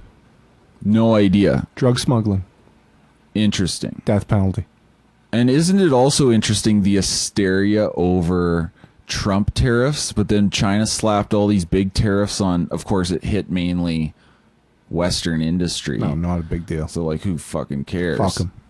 West, they suck. Yeah, let them freeze. Who cares if they can't sell their canola? But no, there's like nothing about China. Like Team Canada, we all got to rally, and the whole world we need to throw all our bourbon in the garbage because only the red states and only buy Canada products, but nothing about China. And it's like, well, of course, China like owns Ottawa, in my opinion. And now that you talk about it, do you think this is revenge for the Opium War? I don't know if it's that coordinated. I think it's just sort of the logic of the system, because you got to remember the drug lord triad of China and big business and Communist Party. Like, it's all very like connected. You traffic drugs there, they'll fucking murder you. Yeah. Okay. Their number one attack on North America is selling opium drugs to it's very interesting. Like, it's a huge social problem. I just picked up on that. No, do you know what they did in the Opium War? Dude, it's fucking crazy. No, it's super interesting. And I was the reason I went back to read some stuff about it was because of this. I'm like, this is kind of like the Opium War, and I'm not original saying that. Like, I just read that. Like, Sam Cooper talks about that, and some other people who kind of are on this track, right? But yeah, it's kind of like, I think that's one of the elements of the global struggle between these competing powers. And Canada's such this little bitch country that we're kind of in between. And Canada's kind of had this there's kind of different factions. Some of them want to kind of move away from the States, and they're more like Europe, more into the Europe thing, more into the China thing, and they're not as much into the American thing. And then there's kind of other factions that have wanted to like integrate more with the U.S.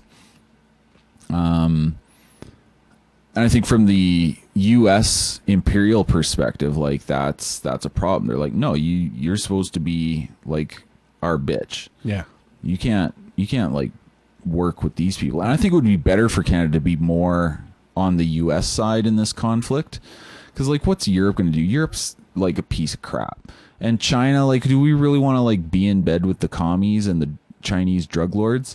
It's better, I think, to be on the American banking cartels team rather than the Europe banking cartels. There's that idea that the worst thing you can be is America's ally. You know, in terms of foreign policy, when you're America's enemies, they'll kind of butter you up. They'll kind of take care of you. And if you're their friend, if you ever betray them, you're going to get treated like South America. You're going to get picked up and thrown against the wall as a warning, right? I wish they'd send a warning to Ottawa. Dude, what was with that fucking... do you think it was Carney's idea to sell U.S. bonds? I think it's Carney's boss's idea. Okay.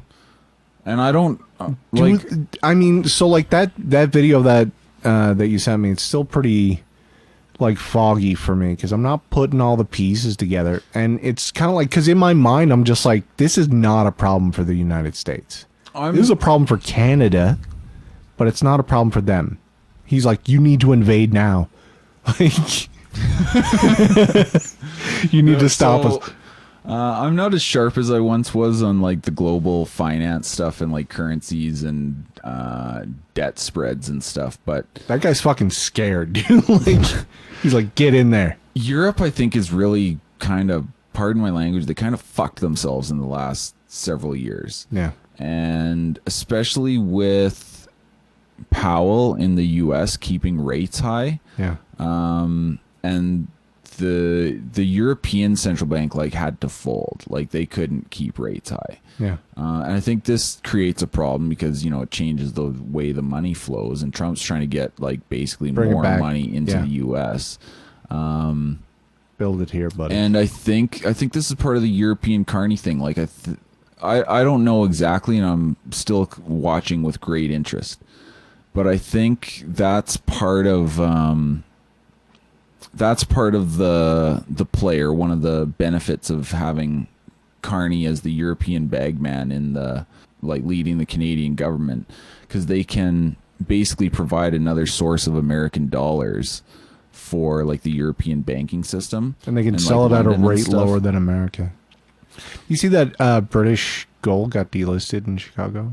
They're just like, you're not selling in British gold. That's pretty funny. Well, yeah, there's been a lot of like really weird, complex and interesting developments for the last 7 or 8 years in global finance that, again, I'm not as tuned into that as I once was, and I'm just kind of like watching, trying to understand it, but definitely think something's going on with this Carney thing. Like, he's a central banker who comes out of nowhere. He's kind of a retard. He's not a good rabble rouser. Yeah. But the whole system like just kind of came to his defense, and they really hyped up this ridiculous trade thing with Trump. And I'm not like, I don't really get what he's doing. Like, it's not really clear what his vision is in this situation, and it seems like really incoherent, or like chaos I don't agent, get it. dude. Yeah, chaos agent. But it's one of those things. Like, is there some? What are we missing? Yeah, what are we missing? Is there some logic to this, or is it really, are people just like crazy politicians and Trump's like nuts? But I don't know. Yeah, maybe. So, like, you notice how America just lurched forward regardless of the fact that Joe Biden was basically like a corpse on a throne? Yeah. And, like, all the parts still moved. And our parliament has been, like, prorogued for the past 6 months. Right?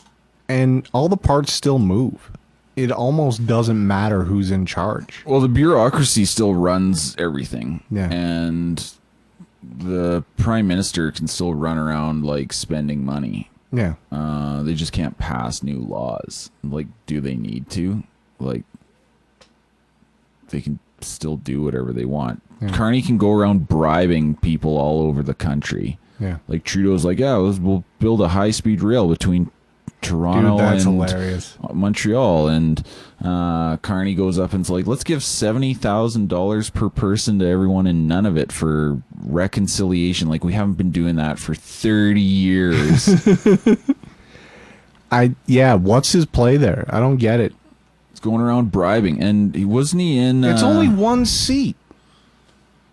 I think it plays well with. I don't know, like. You think people in Quebec give a shit? There's got to be some Brookfield asset management. Maybe they're just like, yeah, we need. Maybe they run a diamond mine. Arctic bases. Arctic bases. No, I don't know. Like, he's going to be going around bribing people for. The taps are on for the election campaign. I guess they're going to call an election soon. Is the word on the street? That's what it seems like. And I don't know who wins.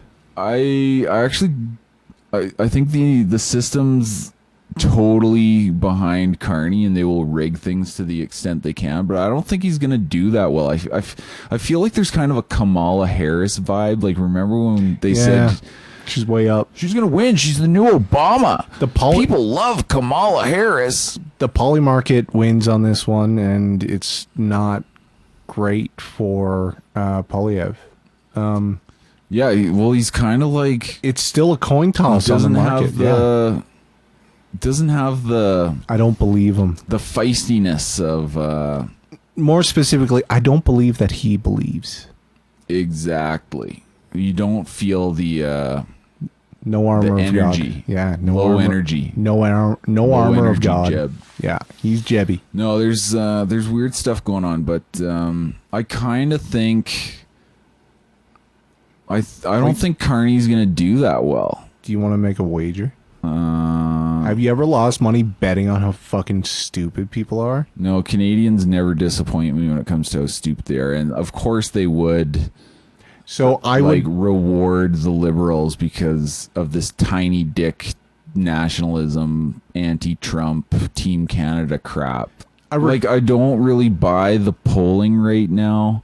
I recall saying specifically the easiest way for Polyev to win is for Trump to come out and say, like, Carney's going to give me everything I want, and everyone be like, fuck. We said that the other day. Yeah. Or not in so many words, but he's like, yeah, I preferred the Liberals because they're easier to deal with. Yeah. Which is... It was a very tacit kind of like... kind of a half-hearted like preference. Yeah.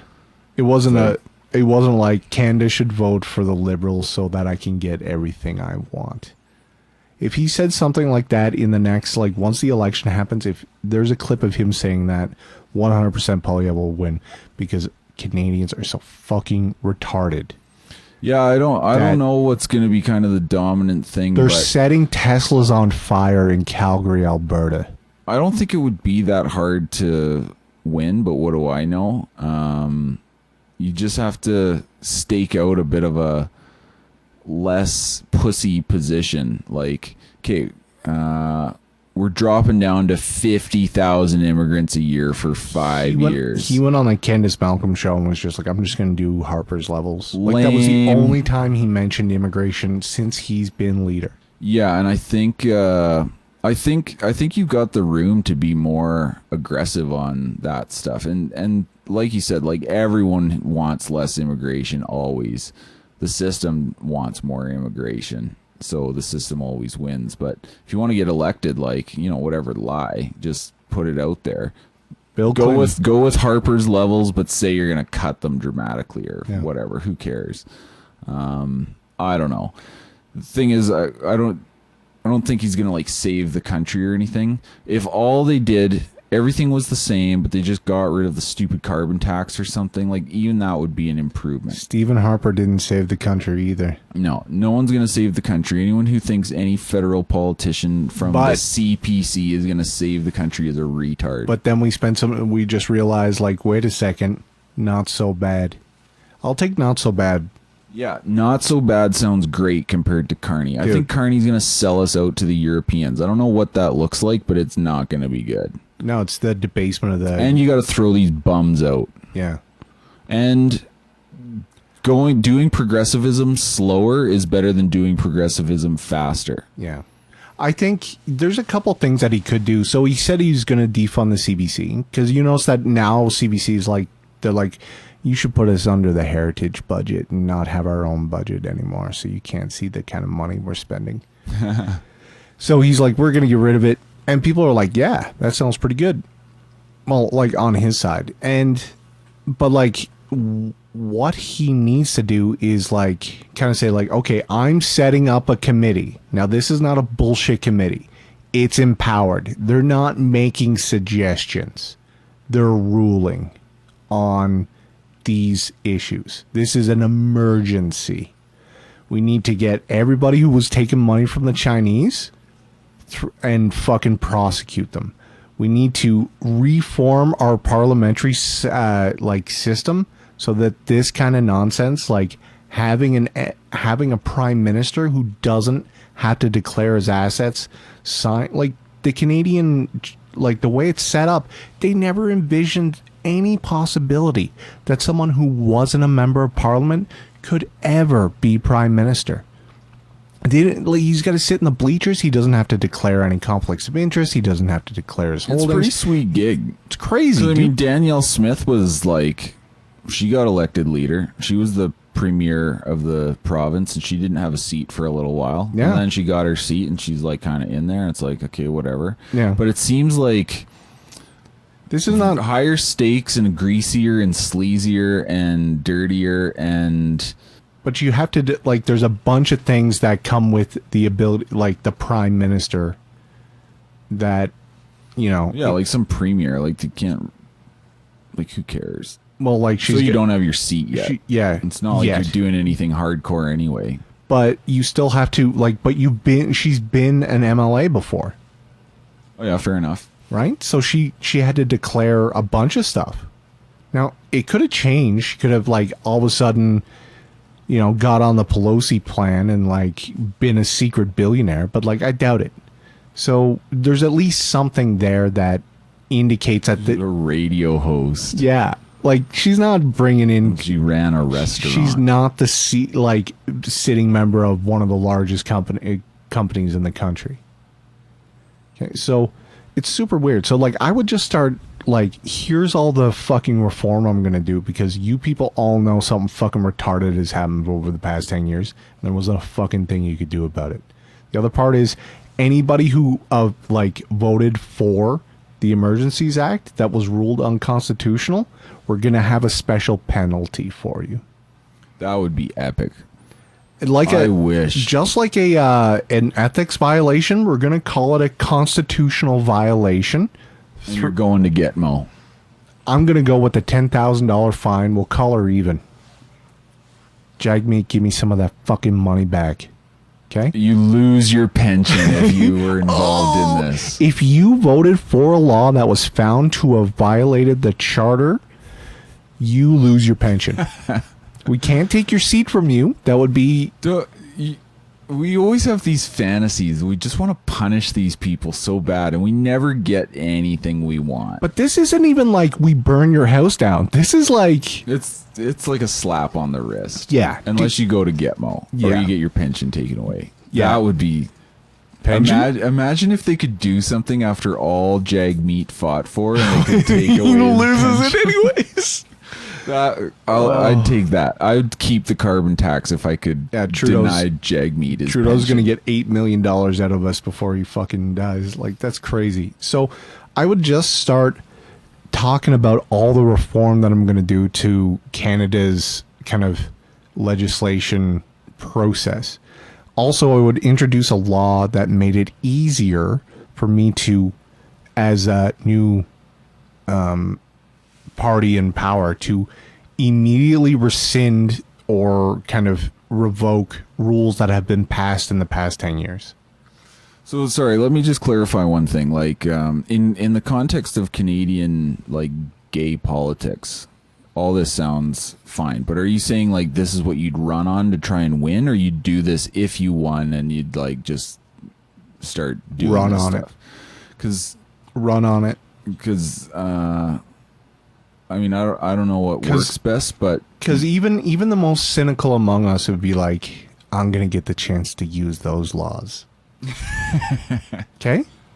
Do you know what I mean? Like, they'd be like, look, go buck wild. Give yourself more power. Make it easier for you to do whatever.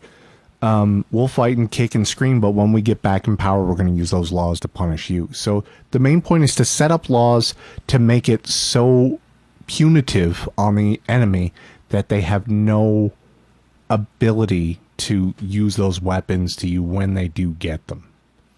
So when we get rid of the CBC, there's going to be no more fucking media kickbacks. Get rid of the Heritage Department. Fucking just start, like, just be like, look, if you were hired in the past, since COVID, if you were hired in the past 6 years, here's give them the letter, you know, the Elon letter. Respond to this email, you're fired. Here's a package, take it or don't. You know, like just real shit. I yearn for real shit. Like, I have this political vengeance desire in me that I want people fired. I want people hurting. Remember, even our fantasies are close to. So leave me alone. So what if you did this? We kill their firstborn child. What was the Ukele or whatever when he's like, I'm going to investigate all of you. Yeah. And imagine if you did that and you're like, if you're in my party, I'm investigating. If you're in the other party, I'm investigating. We're going to get everyone who's dirty. Yeah. Which is probably most of you. But I don't care if you're on my team or their team. Like, we're going to get you. Yeah. I think that would be interesting too, because I think, yeah, I think it's probably not that hard to find dirt on people if you want to look, especially in that world. I think that'd be great fun. Like, I just want to have fun. Like I said near the beginning, like, did he send American them to jail? Politics is more fun. I don't really know what happened, but yeah, what was their punishment? He's kind of a, I don't know. You'd have to look into it, but they freaked out. They were like, "Fuck you, get out!" And he was like, he went outside and all that. Like, he had a bunch of, because he told all the citizens to come down to the tribute of the plebs, like, come on down to the fucking plaza, like, and back me up, because these guys are gonna try and fucking hurt me. Him and the military, he's like, I'm gonna go the fuck back in there, and they're gonna listen to what I say. That was when he was trying to investigate everybody. They tried to, like, there was like a little legal, kind of, there was an immune reaction. Yeah, I want, I mean, I'm at the point, I'm not expecting any utopia or anything. In my life, I'd like a little bit of pain to go around to certain people. Is that unfair? No. Like, these are the worst people on the planet. Ottawa is the worst people. And I would love to see people lose pensions. I'd love to see bureaucrats laid off. I'd love to see budgets cut. Like, but it seems like such a fantasy. No one gets fired. No one. They're above the law, dude. Yeah, I know, and it's kind of rough. And you need like a real nasty bastard to get in there to do the kind of stuff you're talking about. And even the stuff you're talking about is not that hardcore, dude. All those things that I just came up with, like, off the top of my head, simple stuff. I'd vote for it, and it would make me vote for him. But I think I'm gonna try and follow Yarvin's path. What's Yarvin's path? No political This is technically against the path, because we are talking politics in it. Well, he sits around talking politics. He does. Like, but he can't really escape it. Yeah. To talk about not talking about it, you have to talk about it. You know, like, no writing letters, no fucking signing petitions, no voting, nothing that is of political activity in the pursuit or exercise of political power. The only thing you're allowed to do is to basically beseech your sovereign. You know, meet with your MLA or MP. That's all you can do. Because it is implicit the consent of, like, it's the acknowledgement of rulership.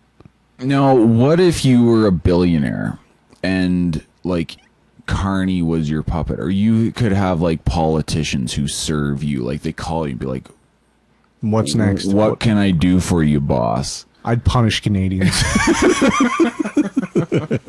I'd punish Canadians hard, dude. Which Canadians? All of them. They're all Canadians, dude. Especially the new ones.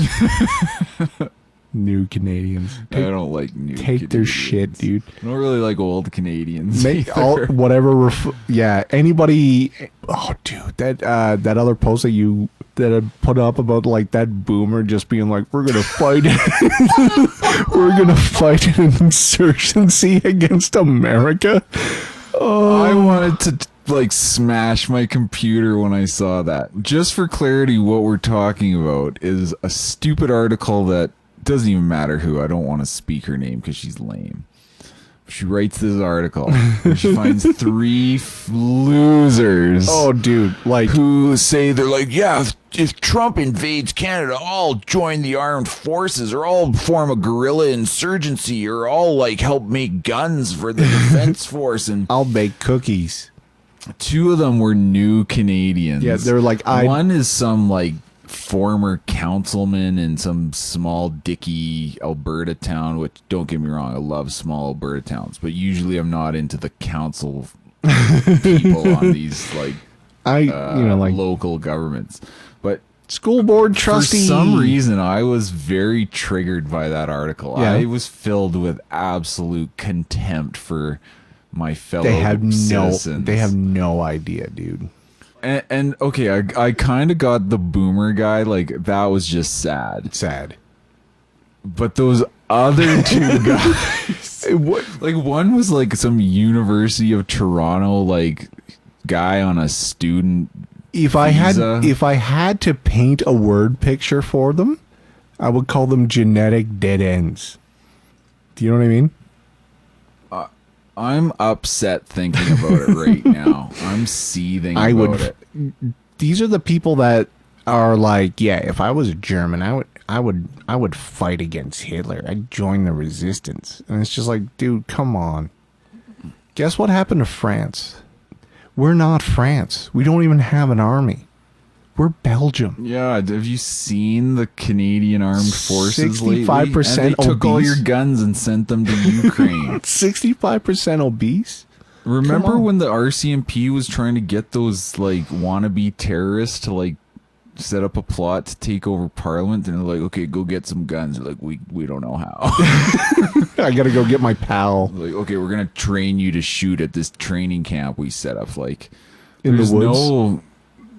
There's no will to violence among. You need your cheap Antifa Tesla exploder squad. Yeah, so there's a guy to do that. There's a guy to go and throw a Molotov at a Tesla, but there's no one there to. There's no one who's gonna like join the what's that movie, Red Dawn? Yeah.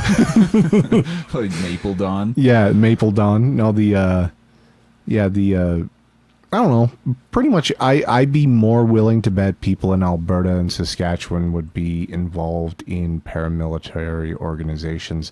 However, I can see their loyalties lining up specifically with Alberta and Saskatchewan, not with the rest of Canada that got them into this fucking shithole. The closest thing we had to something was like the Coots blockade, which was basically an anti-Ottawa, anti-provincial government lockdown thing. Yeah. And that was hardcore. We've talked about it before. How many days in jail did they spend?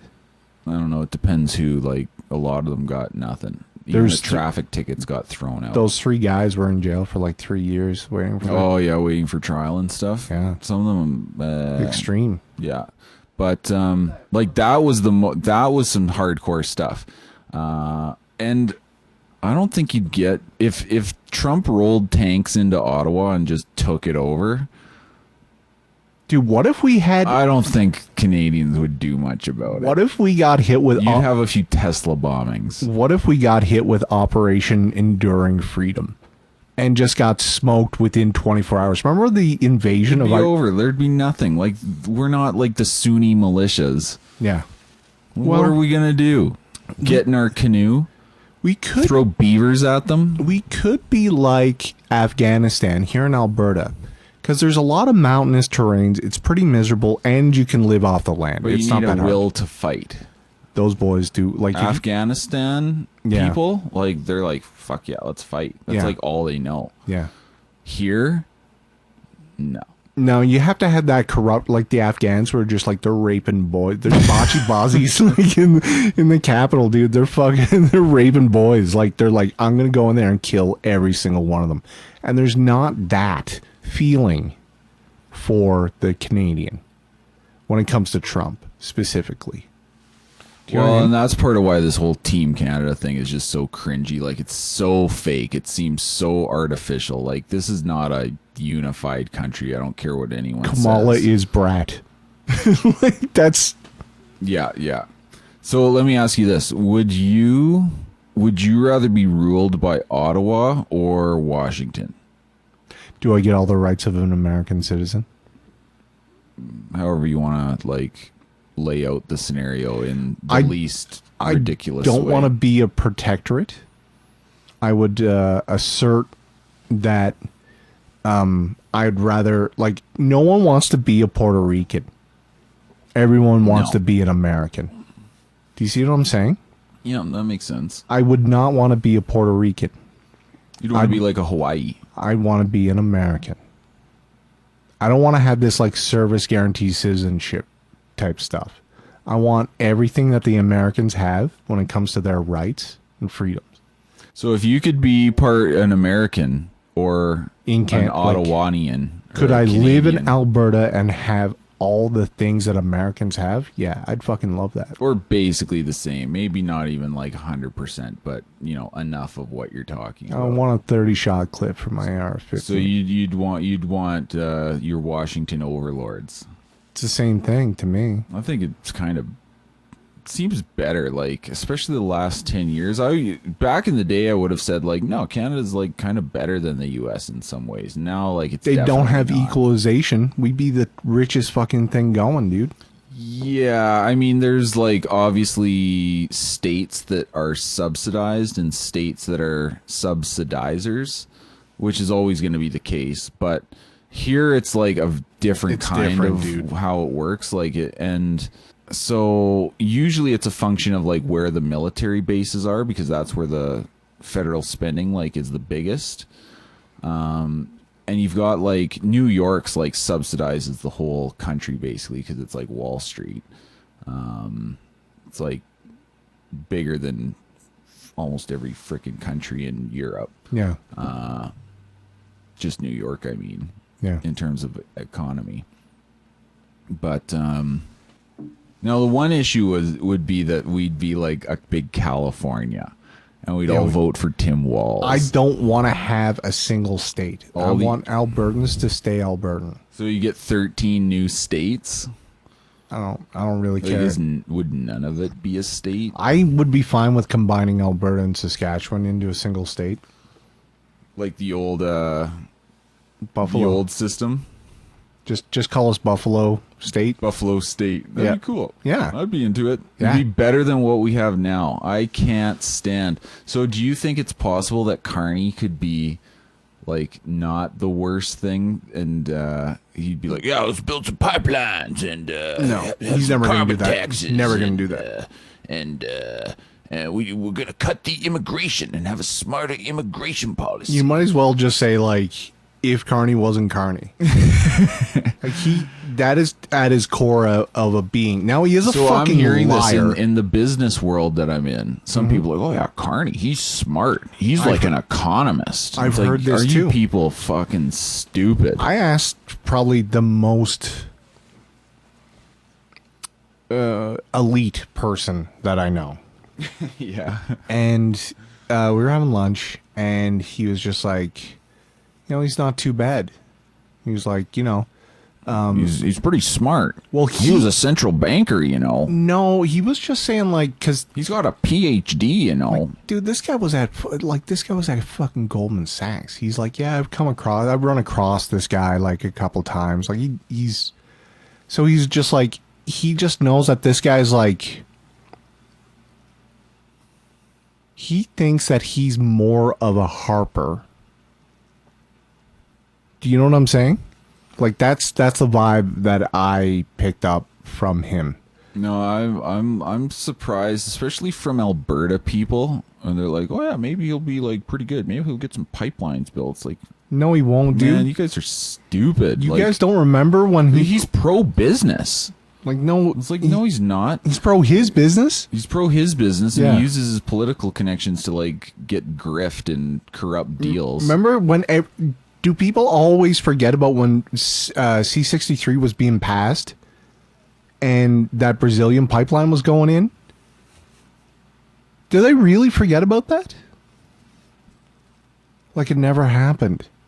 Well, the Canadians... Most people don't know anything. Putting the shucks on the rubes, putting the shucks on the rubes. And the pace. You know, like, remember I was like, Trump is so amazing because he puts this pace on people that they can't handle.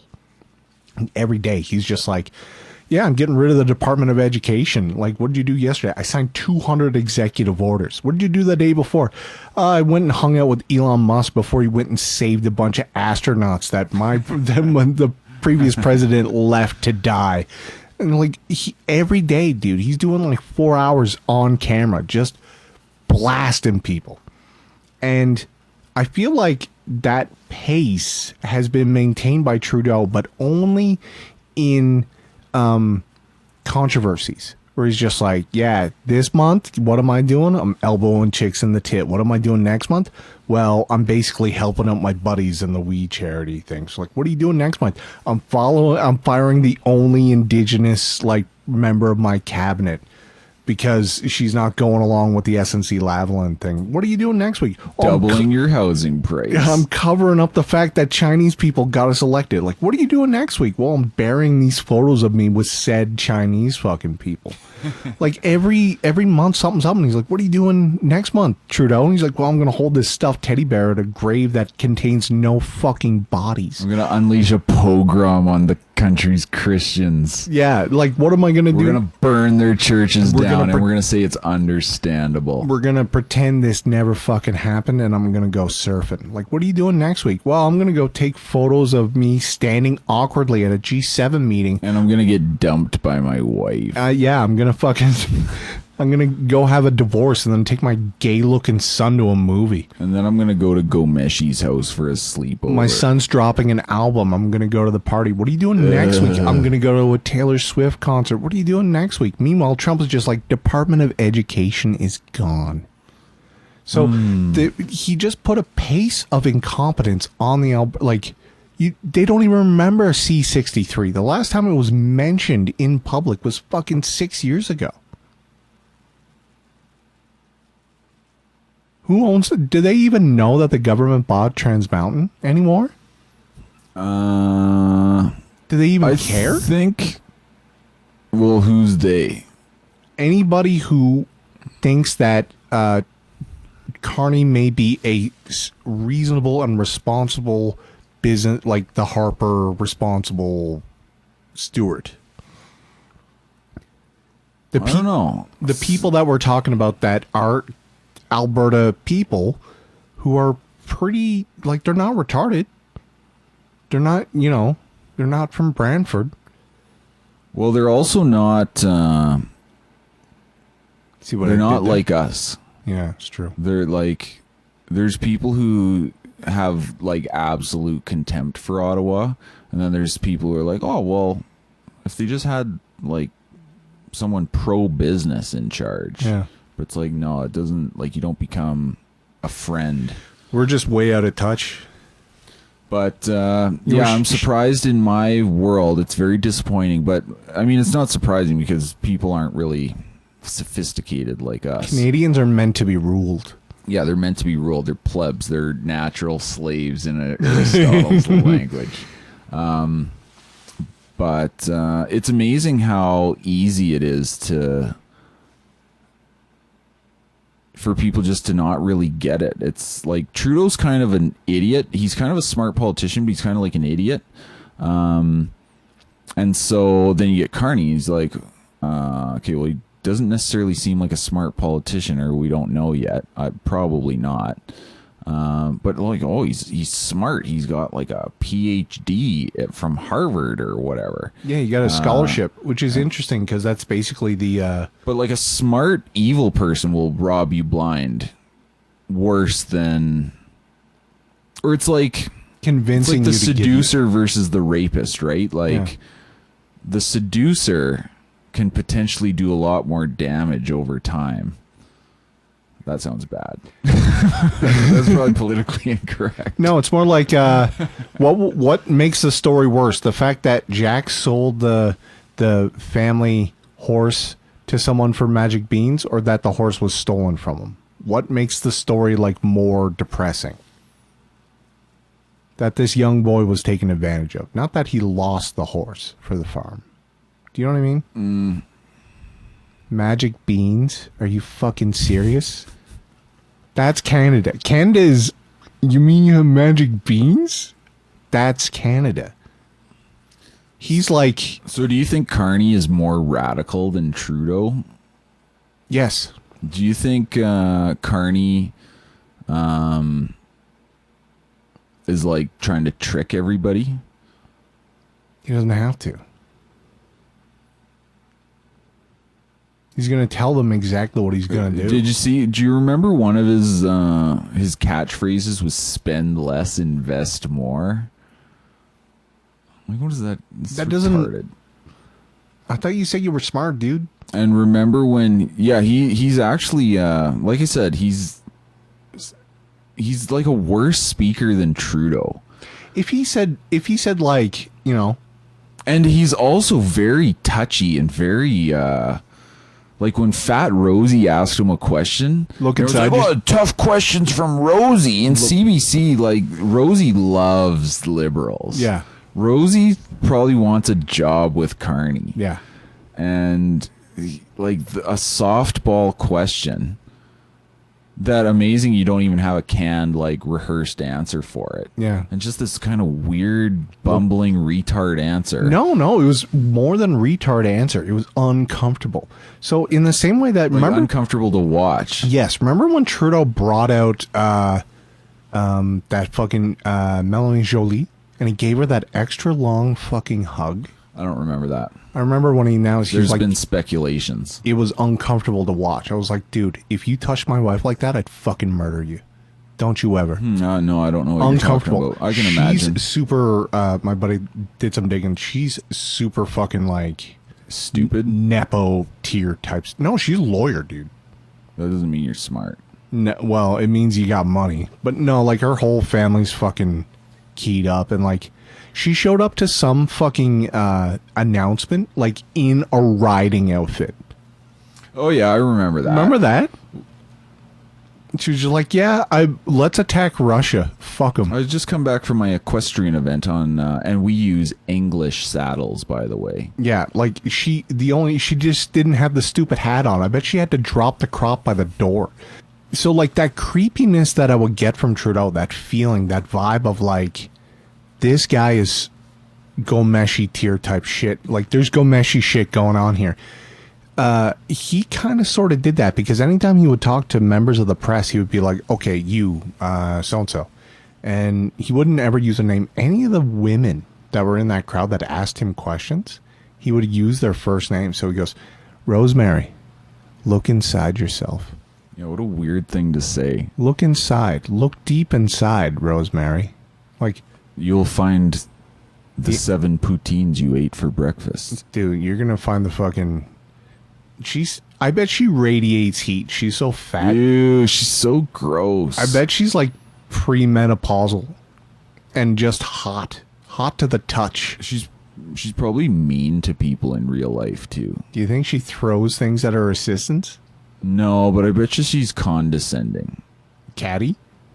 I don't know. Maybe I don't know the word. I don't feel like she's not smart enough to be catty. I wouldn't get along with her. She's smart enough to be vicious, probably. I think she's probably got a bad attitude. But anyway, yeah, like softball, easy question. Look inside yourself. Like so semi-responsible, so reporter kind of question. Like she's a hack. Yeah. Anyway, but I don't know. I'm interested to see when Carney's got like cameras on him all month for the election and all the like dumb things he'll say. No, and I want to see him on stage with Jagmeet and Poliev. Poliev. Why can't I pronounce it? It's like my brain doesn't work. It's because you've read it more than you've heard it. Poliev. Did I get it right? Yep. Poliev. So Pierre Poliev. Pierre Poliev. Am I a retard if I can't say it properly by now? It's because it's spelled super fucking retarded. Poliev. It's got an R in there that's silent. It's like, dude, come on. Polyivor. Polyavra. Yeah, like, okay. Well, you've helped me pronounce it. Poliev. A helpful pronunciation guide. Poliev. Yep. Did I get it right? Yep. Okay, so I don't know. I'm like that Giga Chad who learned French so he could refuse to speak it instead of being unable to. Do you know what I mean? Yeah. Well, do you think Jagmeet's going to get a few zingers in the debate? I think he's going to go hard on Carney because he can. I mean, if you want to talk about like Jagmeet's shtick, where he's just like, you're going to give millionaires tax cuts. It's just like, dude, I'm fucking starving. Like, things are bad here. Things are bad, Jagmeet. And you're talking about how much more money other people you want to take from other people. You're not talking about how much better my life is going to be. You're just talking about how much you want to fuck with these people. And yes, that sounds great, but you have to address this problem, which is my money's on fire. I think Jagmeet said the other day, or maybe it was earlier today, that like they're afraid of the NDP because the NDP is holding them to account. Yeah, just like you weren't going to call an election because it was his decision to do it, just like you've been threatening to do since forever, like, dude, he was propped up by the Liberals, not the other way around. And you got to pretend otherwise, but we all know what's going on. Like, come on now. Like, what did Jagmeet get for all his, like, being a bitch? Pension. You got a pension. You got a pension? Did he get anything for his constituencies? We could find that out during the Bukele tier fucking investigation, dude. No, but I mean, like, so he got like birth control or something covered by. It was dental care. That was the one. But isn't there like diabetes and birth control pills under some program? Dude, they were already dirt cheap and already mostly covered. It doesn't really matter. Oh yeah, your $3 a week birth control pills, like now they're free. Yeah, pretty much. And diabetes. No, the big push was dental plan, federal dental plan, and none of the dental, like the plan is so fucking retarded that none of the dentists want to use it. He also wanted price controls on grocery stores, but he didn't get that. We're gonna go after Loblaws. Loblaws, yeah, Loblaws was like his campaign for like 2 years. So corporate greed. Yeah, so you want to talk about somebody who's a ripe fucking target for Jagmeet? Like, retard fucking Carney goes up there and he's just like, and he's like, why'd you, like, how much money does Brookfield make? How much money do you make from them? Why is all that shit in a blind trust? How much money do you make? And he's like, look inside yourself, Jagmeet. Jagmeet. Do you think he'll call him Jagmeet on the stage? No, he'll say my distinguished opponent, or he'll say the leader of the NDP, or Mr. Singh, or something like that. He won't use the word Jagmeet. Did you know, I think I mentioned this, but it's actually pronounced Jugmeat, apparently. Maybe I'm wrong. I'll call him Jagmeet forever. Jaggy. Jagmeet just sounds like not a pleasant guy. Jugmeat, not so bad. No More deal. like, it sounds like Jughead, but that's maybe like a lovable idiot. No, Jugmeat just sounds like... Jagmeet sounds like a villain. Jugmeat sounds like a redneck, like, casserole. I'd try that. Yeah. Slumgullion. Spend all day working on this Jugmeat.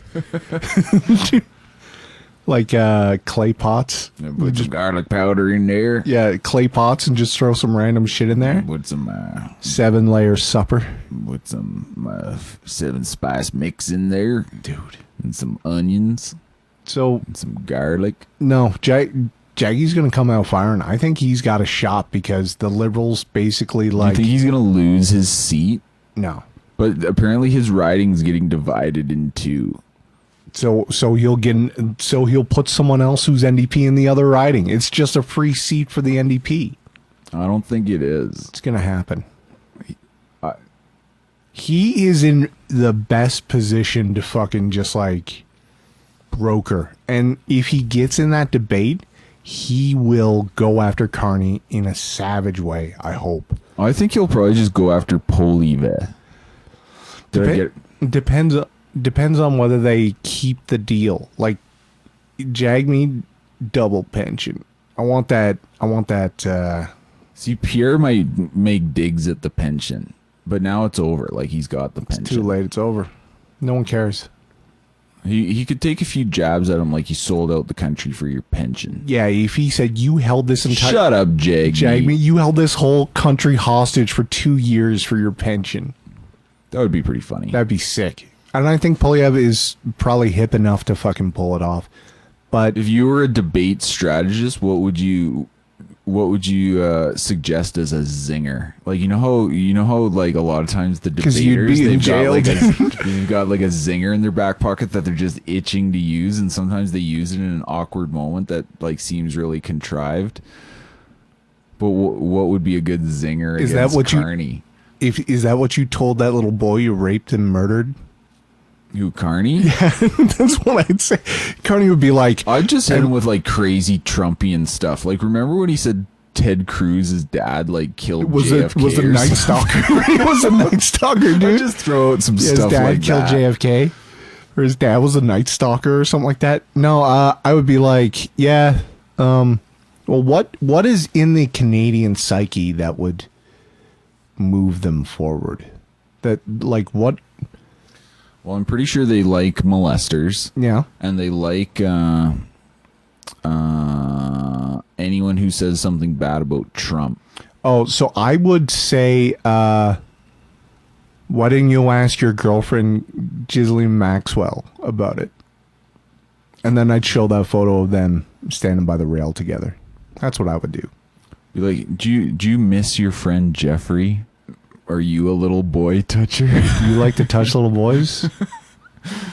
Can you imagine if it was just like 18th century or 19th century like American election style where they accuse people of doing it with animals and like it'd be like pederasty and stuff, and they just throw these bombs. You know what, dude, I would hit him with like I would start a rumor about him putting a gerbil up his ass, like Richard Gere style. Did you see the thing about well, yeah, I know you saw it, but the his weird, like the gender clinic in his the daughter? UK I don't even know if it's a daughter or a son, to be honest. Is it son to begin with? I have no idea. Is it daughter? I don't know. But is it son? Something went to that clinic. What's a woman? And the media was saying, you can't talk about this. This is awful. You can't like attack the children and blah blah blah. Take this down and like disavow. She's 28. Well, yeah, but I feel like there is something is revealed by this. I mean that's that clinic. I don't know if you've read much about that clinic, but it's pretty juicy scandal and some like weird, dark, twisted stuff there. But I feel like, because one of the things I saw that just made me roll my eyes is when somebody said, it was some hack in the mainstream kind of leftist media, it might have been Toronto Star or something, but they're like, oh, Carney's like a devout Catholic, he'll really snag up a lot of the Christian votes from the right. It's like, yeah, good luck. Joe Biden's a devoted Catholic, apparently. Like, I mean, if the Catholic Church could be taken seriously, these people would probably be excommunicated. Not today's Catholic Church. Well, that's what I mean. Like, it's kind of seems more like a social club at that level. Like, obviously, there's a lot of people who do take it seriously, and their religious stuff's really important. But I feel like there's, like, if it was a serious institution with real standards, they wouldn't let these kinds of people take part in, like, the communion and stuff. There'd be a lot of excommunication. But yeah, because the Catholic Church socially, like the people who are in it, a lot of times they're very liberal, right? Funny, like Biden, Hillary Clinton. There's like an upper class kind of thing that happens at the Catholic Church. But JD Vance is also like a convert to Catholicism. And that's kind of an interesting thing as well. That's Secretary of Defense guy's got a Jerusalem cross too, like that. Oh yeah. That's only you don't catch any fucking. But anyway, going back to the whole like daughter son, we genuinely don't know what it was or is or whatever. Is it female to male? Literally no idea. Can you guess? What's your intuition say?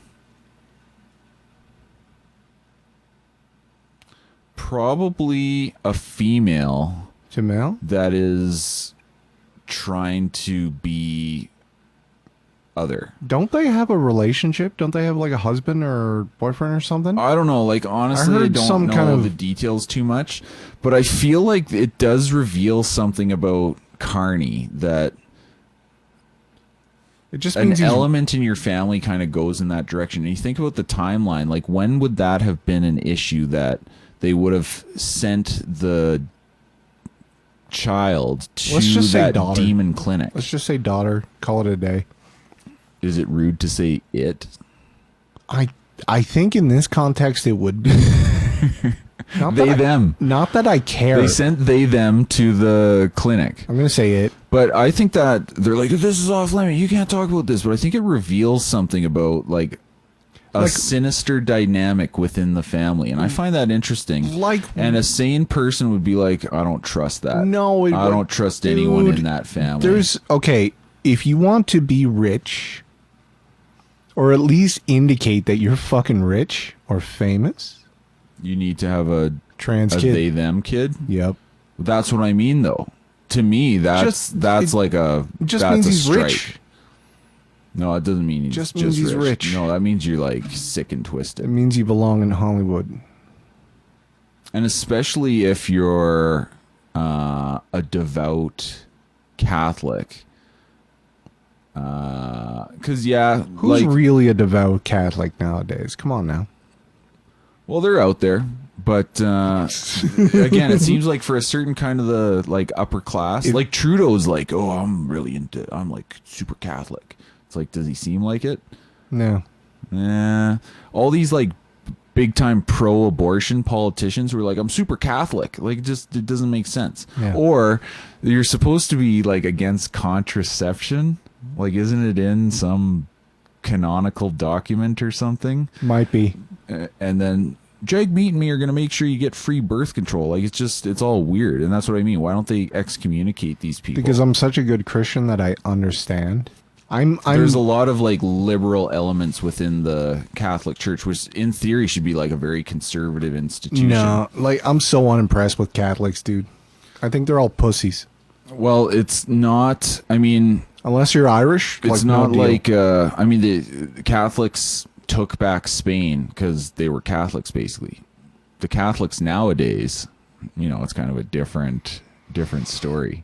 Female gay bishops, dude. Anyway, I find it very interesting, like the Catholic Church thing, in the modern world and the way it kind of interfaces with politics, especially like the leftist politicians in a lot of ways. So I don't know. I don't have any hard conclusions, but it's interesting. And because now you got JD Vance in there too, which is kind of an interesting kind of like. Do you agree with me that he's going to be the next president of the United States? Will Barron be old enough? Yeah, but he won't be politically involved. He'll be. He'll be a 20-year-old. Oh no, don't you need to be 40 years old to be president? 35. He's like 6'9". Dude, he's a monster. The best part is that meme. They're like that photo of Barron just looking great, like just looking dead-eyed at the camera, and they're like, he saw it. He saw everything. They tried to kill his father, dude. Would you want to hang out with Barron Trump for a few hours? Yeah, watch some Crunchyroll. Don't you? I bet you he likes anime. Strange and interesting. Yeah, I bet he's awesome. He has the tism? Yes. Do you think he... I think the reason why Donald Trump showed up on Aiden Ross's show is because of Barron Trump, dude. Oh, that's the meme too. Like Barron Trump like tells Donald Trump what to do. Father, go on these podcasts. Yeah. Trump, or father, tweet this. Dude, and the White House Twitter account's on fire, dude. I know. They're doing video edits of... That's what I mean. It's fun. Yeah. Like, it's funny. They get it. And I guess that's part of the theater that makes us all suckers. No, it's not just... Dude, they get it. They do get it. They get it.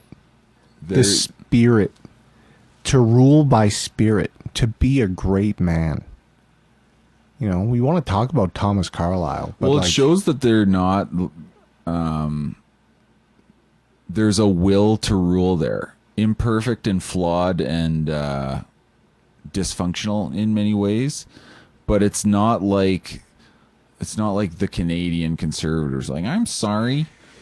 I'd like to cut taxes, but I won't. But I'm sorry for thinking about it. When we think about the father or the sovereign, more so than the shepherd, but when we think of the father, part of being a great man is the inability to be perfect. They say that, perfection's the enemy of good, or like you can't be great and be. That is Carlyle. Yeah. And that's the biblical story too. Like David is obviously an example, but also Solomon. Like the Hall of Solomon's. He's got some problems. He's complicated. Dude. Yeah, he's a bit of a mess. Like king of demons, dude. Well, it's because of these damn women. He's like, oh, I'll have all these wives. Go ahead. Yeah, let's bring your idols into the. Yeah, I can see why you might worship him. Oh yeah, you wanna keep up with your old religion? Yeah, let's do that. It's just like a sex act. It's okay. But yeah, the whole like whatever they call it, the Hall of Faith, or the judges are not good, but they win important victories for the Israelite people. And Judges, like the book, where you've got like these crazy characters, great men, so to speak. Again, they win victories, but they're kind of bad in most respects. That book is like X-rated. I feel like a lot of them are very Greek in their story. Do you know what I mean? Oh yeah. Like they're just like what is Samson? Like what is Icarus? Hubris. Well, it's kind of like stupidity and lust that takes down Samson. I guess Samson would be more like Achilles. You know what I mean? Like he had a weak point and he trusted the wrong people. Or, like there's these Greek hero vibes to the Judges. My wife has been listening to the Bible like audio book. Okay. And she's just like wrapped up Judges recently. Yeah. And I'm like, oh yeah, you got to the Samson story, the well-known story, and she blamed the woman. Delilah, wasn't it? Yeah. Yeah. I'm like, oh, what do you think's the worst insult? Blaming the woman. What's the worst insult? Jezebel or Delilah? Jezebel's way worse. Yeah? Oh yeah. Delilah's bad, but Jezebel's way but worse. But he trusted her, dude. Yeah, Jezebel, Baal worshiper. Like deeper betrayal. Philistines worship Dagon. Deeper betrayal. I almost want to say Delilah. Because one was like the nature, almost. The other one was just like pure betrayal. In that sense, yeah, I guess on the scale of the... Because one's more like a personal tragedy. The other one's just bad for everyone. Yeah, well, yeah, it's... Okay, I mean, that makes sense. I was thinking on the scale of the wickedness carried out. Jezebel's like way up there. Yeah, well, like I'm talking about like the color, like how deep is the color? Yeah, and that, fair point. But I mean, when it comes to Revelation, they don't call that one lady Delilah. They call her Jezebel. True. And but I'm just saying, like, I'm surprised it's not used Jezebel more. is like very similar in a way, or in a way she's worse because... It got made quaint. It just became like a stand-in for harlot. But Delilah doesn't draw... Delilah just... Like, she betrays, but she doesn't draw Samson into demon worship the way Jezebel draws what's around her into demon worship. So that's like a different kind of... I think one was the illustration of the weakness. Like, this was like he did not have a lapse in faith. Who? Like Samson. It wasn't like he wasn't drawn to the dark powers. Do you know what I mean? Like, it wasn't inch by inch. It was just like she knew, and she like cut his hair, and he's just like, all right, yeah, I guess that wasn't that important. So, it's kind of interesting because this is so autistic. Delilah uses her like sex basically. Yeah. Jezebel to an extent does also, but the drawing like brings the king into demon worship and Baal worship and all that. But they're connected. Like the two are very connected in the biblical story. They're sexual immorality and demon worship or idolatry, they're very intimately related. Pardon the pun. Is it truly a mortal sin to be seduced? No, not to be seduced, but remember, just a sin, not a mortal sin, but yeah. No, I don't think so. But the thing with Samson is, in a way, so it talks about like how his eye like catches like a girl, and that's kind of like the start of his downfall in a way. And then of course the Philistines gouge his eyes out, and it's like kind of a symbolic resonance of like that's why he got into trouble in the first place. And Christ later says in the New Testament, like, you know, if your eye causes you to sin, like gouge it out, because, you know, that path ends badly. But it's like Samson in a way did become a slave to dark powers, because the Philistines, who worship another evil god, they like capture him and they take him in and they basically beat him, but he ends up killing them all anyway. But I don't know, there seems like there's kind of a connection there. I don't know how you'd necessarily rank the Delilah and Jezebel thing, so my intuition that maybe Jezebel's still worse, but they're kind of like parallel in a way, because the same like drawing power. Someone into sexual immorality is very similar to drawing them into demon worship. But this was before the office of marriage, wasn't it? No. You sure? Before the office of marriage? Yeah. No, judges is way after that. Okay. It's not like marriage was invented like. Yeah, but it was. But we're talking in like the Christian sense.